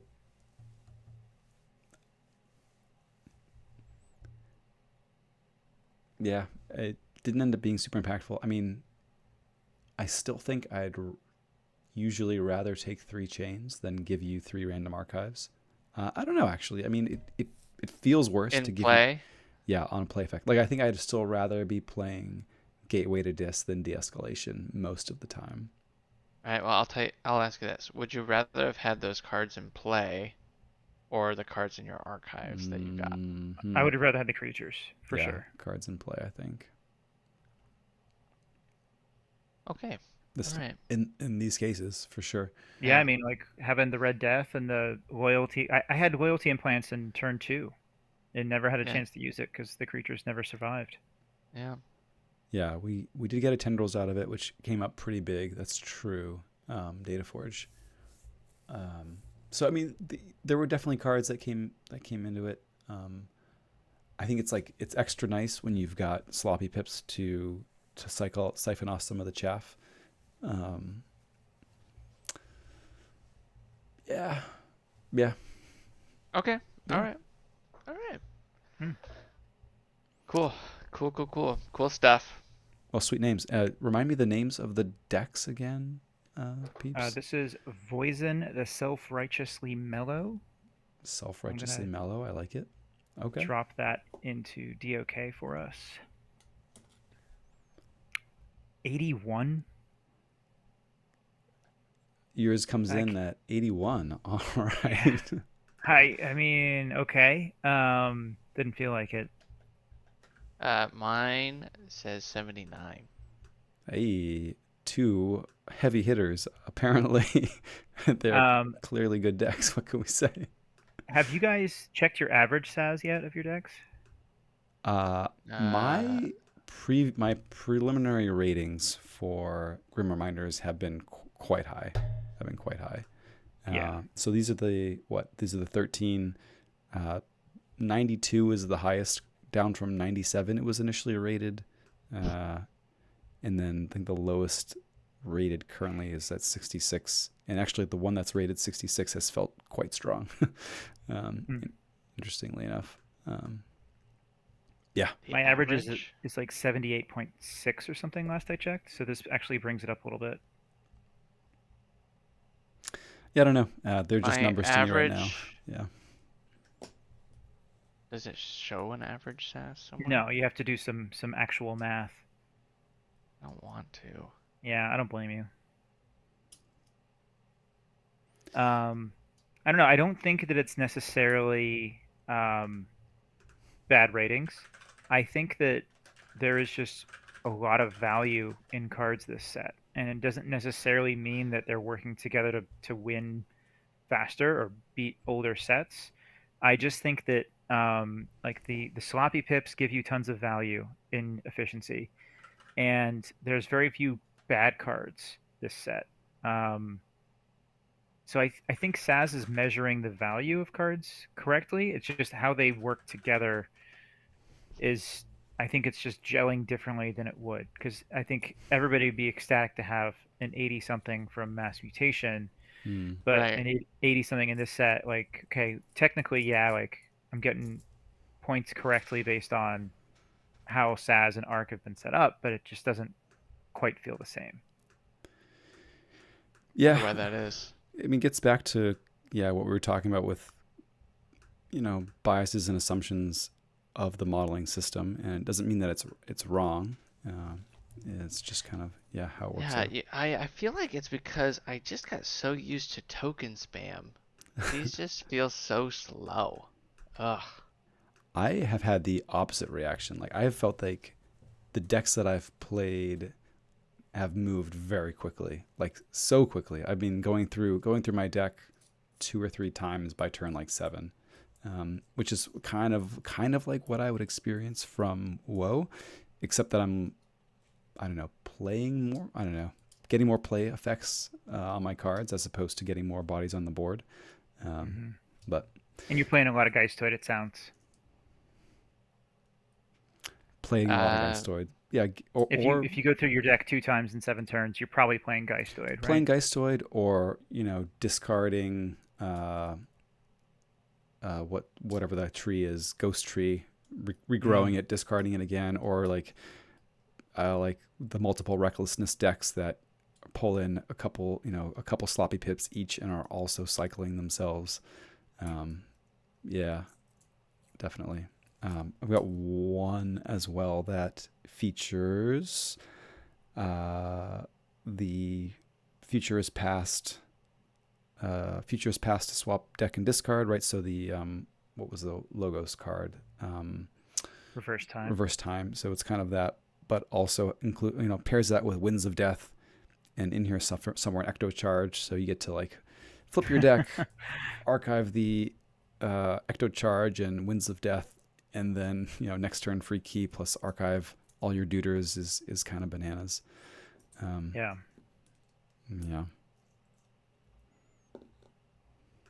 Oh yeah.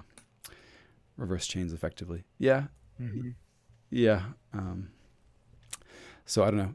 There's that. And the decks that have lots and lots of sloppy pips just seem to move very quickly. And it's a lot of turns where you're playing 3 or 4 cards, but then also moving chaff out, and it feels like you are on average playing better cards and taking turns that fewer 1 or 2 house turns that, I don't know, maybe you're using the board less, but you're moving through things a lot more quickly and getting a lot of play value. I don't know. Maybe that's just the slice of decks that I've happened to open. Yeah, you just happen to open all fire. That's what he does. That's the best way to do it. This is the one tip, and it took us 2 hours 10 minutes to get there. Open the good decks, and then you'll be fine. Make sure you pick the top, middle, and the bottom middle from the display. You know, Yes. I used to always pick the top middle, and I've always had bad luck. What? Yeah, I don't know. That's where sophomore came from. Top middle, yeah. I mean, I guess the top middle, I still do it because the best deck I get is from the top middle, but that is not Because that's the only necessarily. one you get. Yeah. Well, I mean, It's the best deck you're getting. No, but it's like the best deck I'm getting. it's It the might best be a deck he's 70. getting.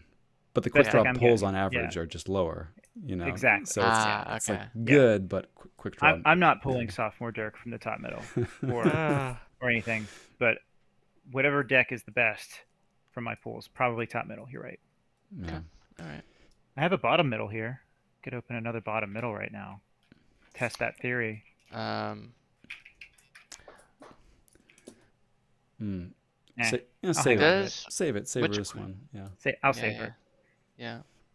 This is still my first display. Really? I've This stretched is it. it's my third display. I I've been very happy with what I've opened. Yeah, Triple Haunting Witch. Seems fun. good. With Witching Hour. very cool. I don't have any witching hours yet, but I have 2 witch queens. I have I have a none. legacy hunting witch with one of them. Ooh, that's That was what cool. I got at KFC, and that's what the other combo JT was referring to earlier that I liked, which was that I have a witch queen, hunting witch, witch of the eye, Kangaphant, and curiosity. And so if it all comes together, there's not a ton of archiving in this one, but if it all comes together, I can rule of 6 my witches because they'll die from Kangaphant, they'll die from curiosity, and the curiosity has a bonus pip on it, so I can take it back with Witch of the Eye for some extra amber. A lot going on there. Witch Queen's just so much fun. I can't believe you discarded yours that game, or you just didn't even play it. You missed out, man. I didn't have it, I swear. Uh, I'm gonna have to look at the list. Yeah, once we get the link from Behawk. I don't know. I sent it in the Discord. You mean you Okay. sent a different link that doesn't include The Witch Queen? Oh This- my God.